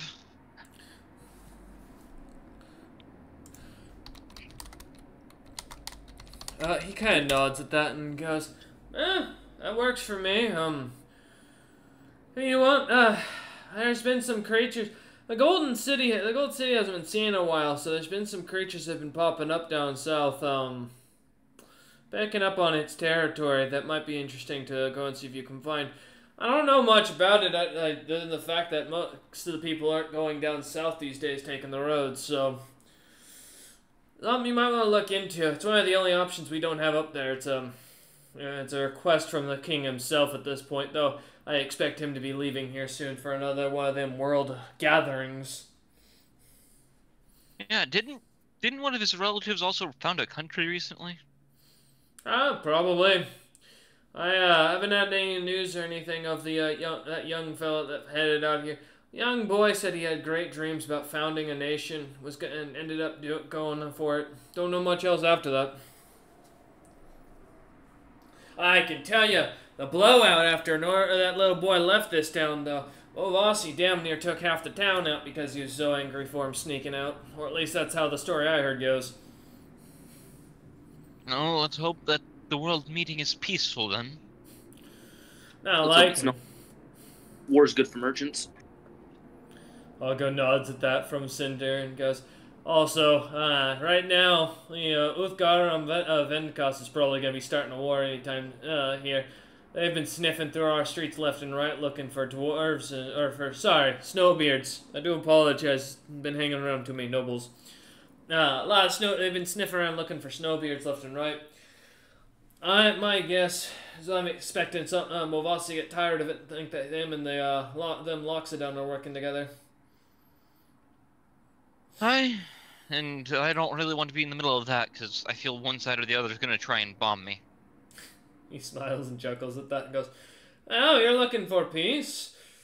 I hear the Gloomlands are going to be settled by Movasi here soon. He sent an entire platoon up there to go kill the Gloom out and wipe out their territory and take it for themselves. Dragons are going up there left and right to see if they can claim the territory for them. My guess we're going to have a new Greg's Marathon popping up here soon." So much for 10 years of no conquest. James just, at the mention of another Greg's Marathon, James just looks a bit worried. Hopefully they don't look the same. Hogo chuckles at that and goes, "No, I understand that. I had my I did my time in Diamond's death for a little while. It ain't pretty." I lean in close to James and ask, "What's a Greg's Marathon?" Oh, he's like my boss. He's the head of most merchant companies. He's above them all because his entire kingdom is the merchant kingdom, basically. Argo nods at that and goes, "Technically, by law of Greg's Martom's kingdom, any merchant can rise to become king or lord. That's what the major push for it is. And even Greg can be outdone by according to his own earnings. The only issue is when you set yourself up as taking a portion of everyone's earnings, you don't have to really worry much." Other than the top earners, which we made this last year. He smiles at that and goes, "I heard about that. Gemcutter's Port was a great festivity. I didn't get to visit, but I have family down there. I look forward to one day visiting there again. I have a beautiful cousin who lives... You know, James, you're about the right age. Are you married?" No, I'm not. Hey, how would you like to join the old Knuckle Dragger family? You'll be part of a guild, set up comfortable. You can come take over this place once I kick the bucket." Can't say I'd like to stay here and deal with, as I just gently tilt my head in the direction of the castle. On a regular basis. What do you mean? It'll be fantastic, courtly. The courtly politics are great. The food's even more fantastic. Whenever they call up the guild leader up there, they don't skip on the meals. And I tell you, if you want to shrug shoulders with the highest in nobility, that's the best place to do it. Might have a little bit of racist issues, but you should be able to get past it. I'll think about it. But when you're next in Gemcutter's Port, by then our shop there should be built, hopefully. I'll make sure to bring the marriage contract by. We can discuss it there. Perhaps. Now, Rollman's gonna get marriage requirements. You're gonna get marriage. Who's next? Cinder's just like, I imagine just one eyebrow raised at that comment. Cinder's worried. He doesn't want to be next. Don't worry, Uncle. We'll find you somebody. Looks kind of gets up as Cinder mentions this and walks over and grabs a couple of the quests off the board and brings them over and sits them down and goes, "Any of the work you want to take as for missions around? I assume you're planning to deal with the Aussie clan here soon, because they've been asking after your bodyguard left and right, and I'm gonna be honest, I'm not the person to hide you." No, we do have the, what my legal team would call the small horde required by that. You're not talking about the large troll fellow that showed up this morning, are you? He shouldn't be anywhere near here. I don't mean showed up personally. I mean, he had a represent... You know the tiny cat I was telling you about? The Rakshasa? Aye, little scarf? Whatever you want to know. They're not property. I don't know why you... just like you snowbeards aren't called dwarves. We don't call the Rakshasa property, but I digress. Whatever your customs are. Point being, this little individual showed up, got an audience this morning, and apparently started working on something with it. They said they had a letter from an individual named Nar and said that they weren't going to listen or speak to anyone other than the head of the Aussie clan, otherwise there was going to be problems. Something about red tape at court and not being able to move an inch of coin for the next 20 years. I mean, I'll be honest, I just watched the bluster at the gate and it seemed to work. I don't know what happened. That's part of the legal team. I'm sorry. The image of Mofasi basically getting his arm twisted by a level 5 car is incredible. This not even the fact of level 5, the fact that he's that small. Oh, yes, while that's going on, I imagine y'all want some work, so why don't you take a look here, as he kind of stands up and, after setting the papers down, and stands up again, kind of goes over to the bar, pouring another round of drinks, and kind of handing them out once more. Did the we already agreed change at all? They did not. Yeah. Well, then I'll just bring these down.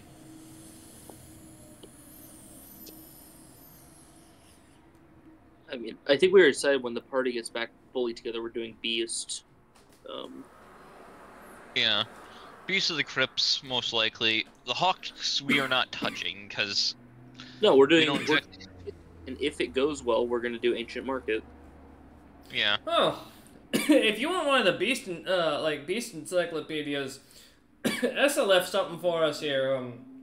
Oh, it's on the bookshelf. It's right next to Dragons Gone Wild.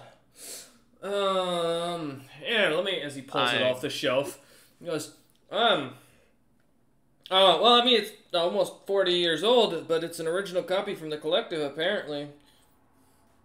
Essa said we could use it, so if you want to take a look at it, he kind of like blows off the desk and brings it over. Let's see if I can find what these creatures are.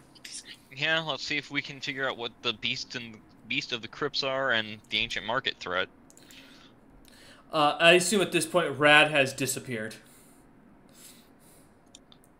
I assume he took his money and went to find his items. I mean, I'll like Or are you unless staying here? Mm-hmm. I'm clear to go get items right now, which I'll probably send to you this week. Okay. So it's not like right off the fucking cuff. But yeah, I'll go get items right now and return. Okay.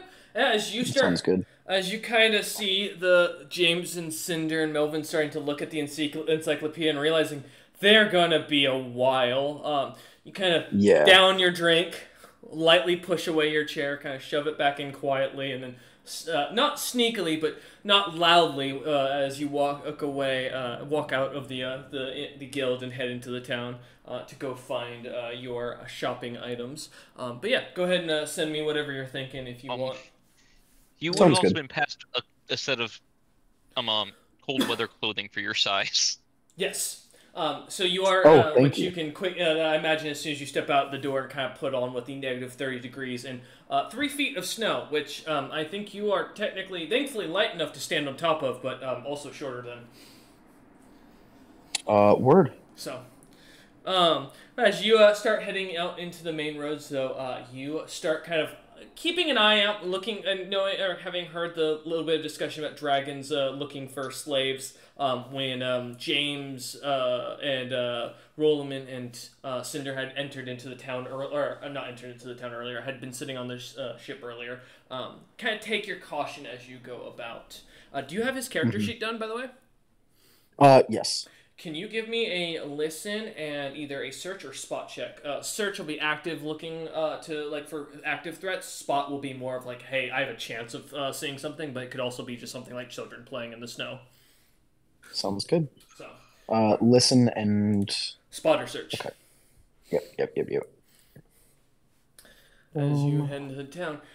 For Cinder and James, give me a knowledge nature, both of you, as you're reading through this. Just a flat roll. I have a DC adjustment based on the book, so. Well, this will be a base knowledge check. So yeah, it's it. If you don't have it. Oh, wow. I love nature. Hey, 16. Not bad. I believe in... Uncle Cinder, teach me about the nature. 26. Okay. Uncle Cinder, teach me about the natures. I'm a druid. If I couldn't do this, I'd be... Alright, as the two of you... Oh, wow. Alright. Yeah. Yeah, no, without issue, you manage to get through the streets, managing to avoid the few patrols that you catch are looking nefarious and just not willing to chance it given your size, and dragonkin being sometimes between 6 to 12 feet and sometimes just as wide, it's not worth the fight. As you kind of find yourself dipping and dodging behind the alleys, but you do go about manage to find the shops you're looking for. And at that point, yeah, you can send me the list as for what you're looking up. Gotcha. All right. For Cinder and James, as you start digging through the book, which quest are you looking for specifically? We're starting with Beast of the Crypts. Beast of the Crypts. As you kind of look this over for a moment, between the two of you, the description it gives, And I'm just pulling up my own notes here on the side. And I'm gonna give you 2 checks, so you'll get for today's session. Let me pull up my list here. As you kind of read through this, it takes you a minute of digging through.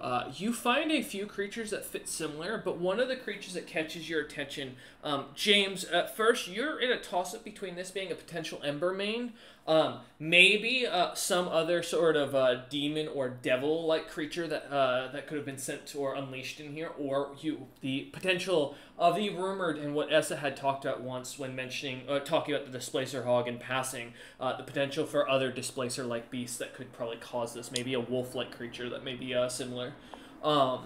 As you kind of think about that, looking through it, nothing kind of... Those are the 3 options, but none of them look to be in here. And as Cinder kind of sees you looking through, one of the creatures that you stop on, that you're kind of like reading about, catches his attention. Cinder, you see a beast wraith as a common creature that is listed as being found in these parts, most often due to the fact of being undead, or typically undead pets that didn't want to move on.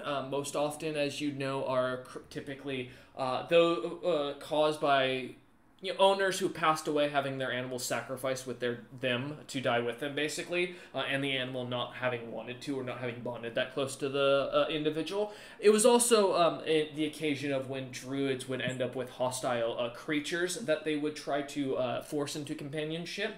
And in the cases of struggles coming out, it was common that if the creature was killed, these creatures to be created in its place. So you would know these are creatures of animosity and typically hatred, and seem to almost always be spirits that are tied to their owners, like almost an animal-like revenant. Odd. Alright. I mean, I'll put that out to James as a thing to consider. So I know wraiths themselves are very decently dangerous creatures. Yeah, as far as what it states in there about beast wraiths, it notes their savage nature, being extremely terrifying. These creatures just seem to attack whatever they want to.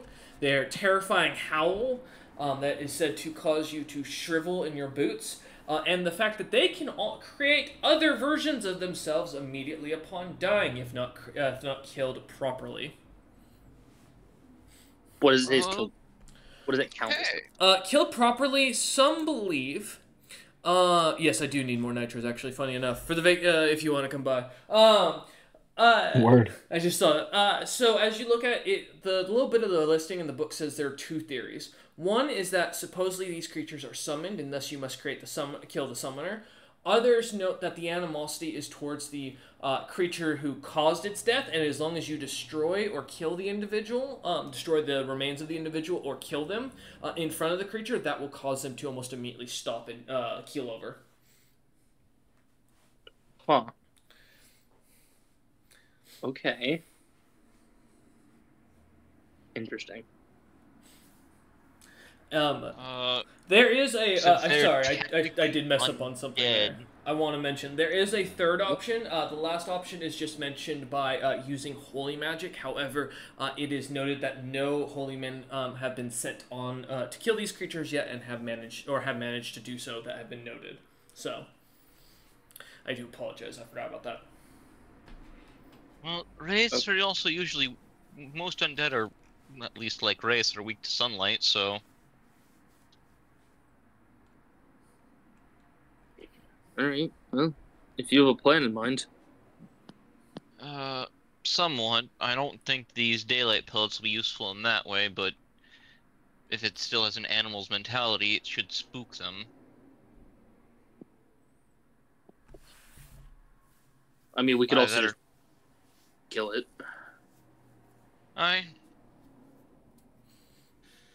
Now on to the beast of the market.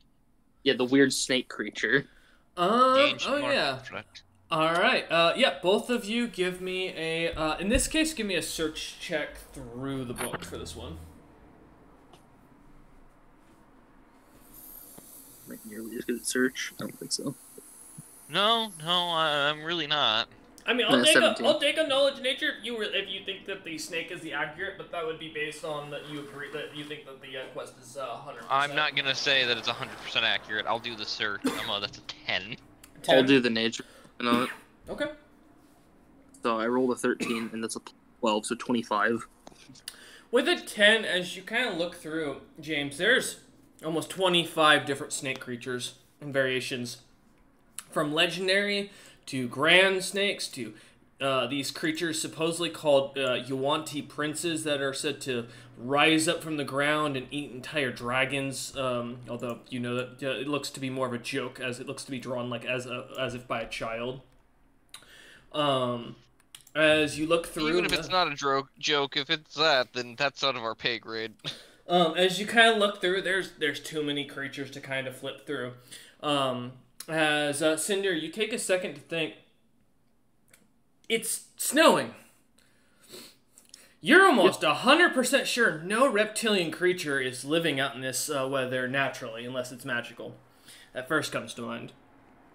Secondly, the other thing that catches your attention is that this creature is noted to prowl only in the dark, and is listed as a snake-like creature. That catches your eye as you're kind of looking at it. As James flips through, there is only a single creature that seems to fit snake-like. And again, it's a strange-looking creature. It is written. It looks to be written down not by Essa as you look through it. It looks to be someone else's handwriting. You don't recognize the handwriting immediately, but the creature that catches your attention. Let me pull up, make sure I've got the right appearance of it, because this is something interesting. It is drawn as if a large octopus made of blackened shadows with a central maw that looks semi-beakish, but also seems to have spiky teeth. The creature is listed as a beholder kin. As you notice, looking at what it shows as James passes by it, and you kind of stop and look as it catches your eye. They have, or as you take a second, you realize as it reads at the very bottom of it, ephemeral hangman. And if you're wanting to know what that is, for what you see, let me send you something.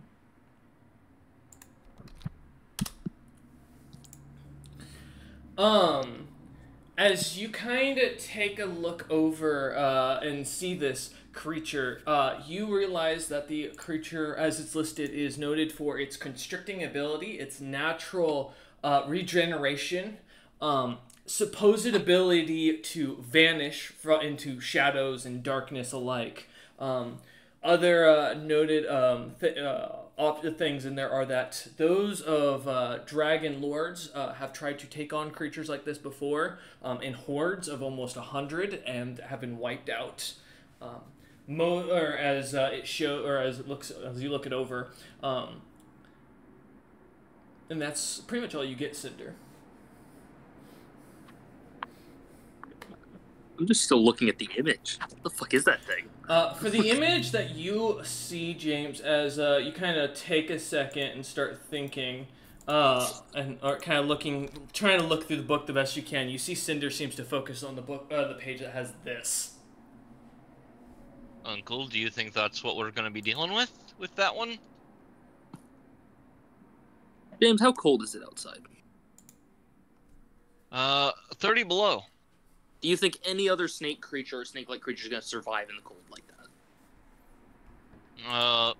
Well, we had the cold snakes back home, but they're usually just a minor nuisance. My point. Only creature in here that makes sense. I think we can take it, but it's not going to be fun.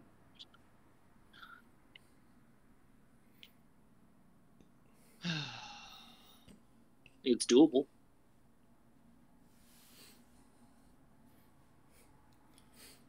I mean, It won't be easy, but with what it lists, you just bought light bits. Yeah, with that it shouldn't be able to do what it lists here of its abilities. As you kind of look over its abilities and start to kind of think for a moment, as you're going through this, Hago brings you both another drink as Melvin kind of sits there and goes, "Why don't you spend the night here upstairs? I got a couple of guest rooms. Upstairs is my personal house, so snow's heavy, and to be honest, the fire is warm. Let you guys read throughout the night.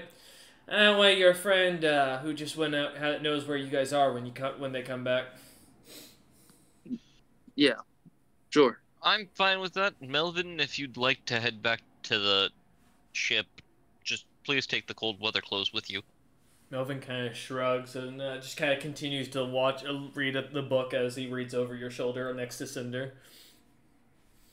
Alright. I guess we'll take you up on that. He looks at you and smiles and goes, "Alright, good, then I'm getting the big barrel." As he lugs something out from underneath the underneath the bar and sets it down and goes, "Alright, every drink I pour for you lot, we set over here, one for your friend to make sure when they get back they have they can get some shots or some good liquor in them and warm them up. So they can catch up? We're gonna kill Roland. We're gonna kill Rad or Rollerman, one of the two. Oh, Rollerman, there's a second? Alright, we'll pour 2 shots. Yep. And he goes, "Alright," as he pours one for each of you and hands them out and goes, "To a successful hunt in the morning and a warm night."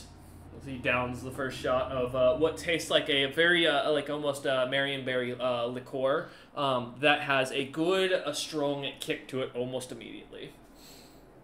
Are we calling it a fortitude save for how many drinks we have throughout the night before we pass out? I will ask for a fortitude save for you and James Cinder, as Red will get whatever or as many shots as you two manage to last.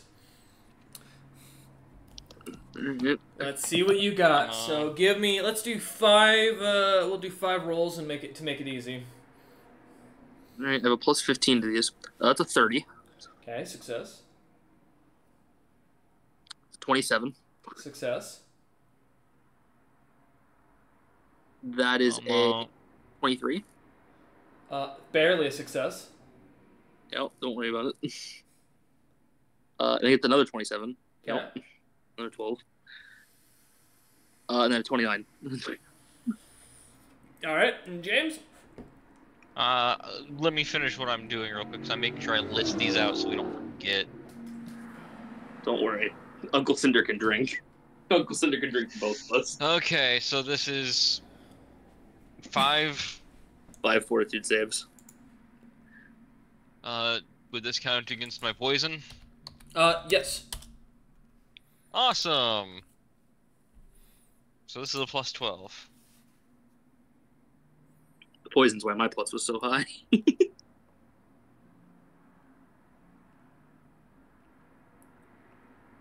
James fails on the first one, passing out into the book on the first as he takes a shot. The one in the end, which is injury. It really was.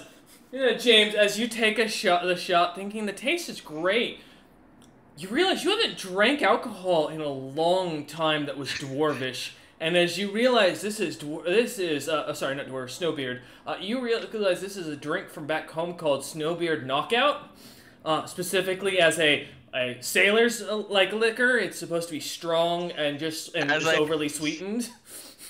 As I pass out, I make a note. I need to get a barrel of this. Now, I say this aloud as I pass the fuck out.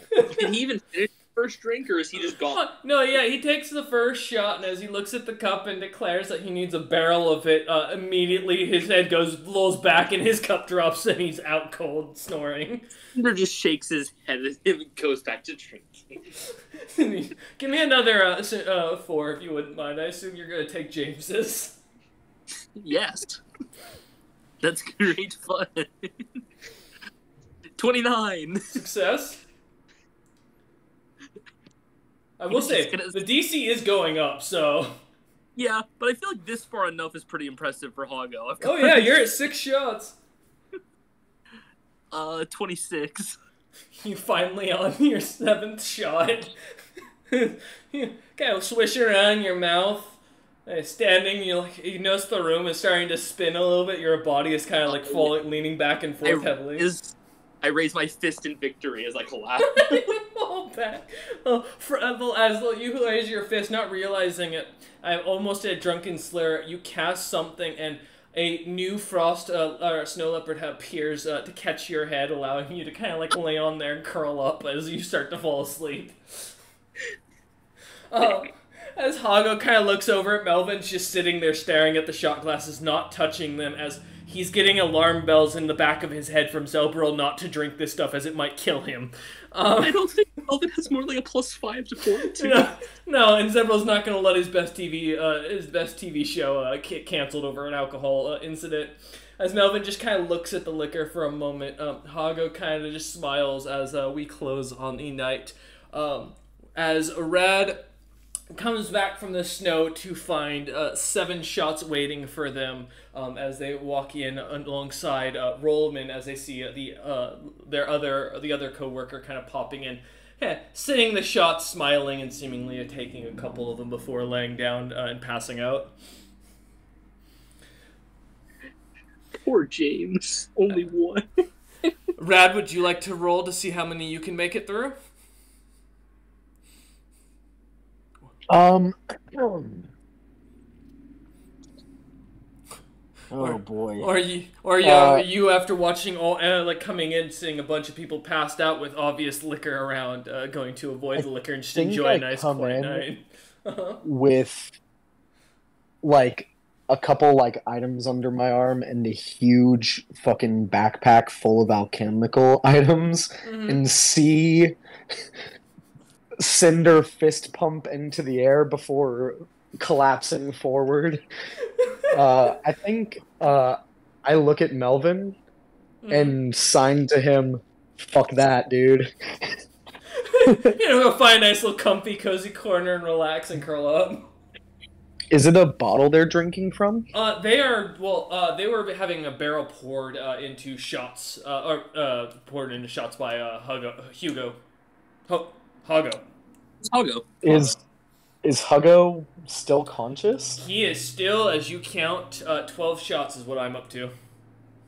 12 shots. Does the DC increase with each shot? Yeah, he can't do any more. That's why I'm waiting. Yeah, I'll take a shot with him. Alright, as you do, as he pours you like a couple before, sets them out, pours about 7 of them out for you. 7? He pours 7 shots for me? As he does so and pours himself one. He said he was going to equal whatever we drank. Yeah, he raises a glass to you and smiles and goes, "Lock the door." As he takes the glass back and immediately falls backwards. I go lock the door. As you turn to go lock the door, it's a quick thing as you still have a shot in your hand. It smells of Marion berries. You kind of take a whiff of it. I'll take 1 shot. As you take 1 shot, that's a 22. You fail on the first one. I fail. Yeah. Incredible. As you take the Wait, shot, what's the DC on this thing? 23. Oh my god. Yeah. I drink. I sloppily sign to Melvin, "Help me," before I fall. As you tip over and fall. Now you see Melvin just comes over, looks at you, and just goes, "Night, night," as he pats you on the head lightly. Last thing you see is you fade away as Melvin's smiling face down at you. And that's where we're going to end session today. We thank you all for watching. We hope you enjoyed. And we will see you next time when all these folks wake up with a horrible hangover.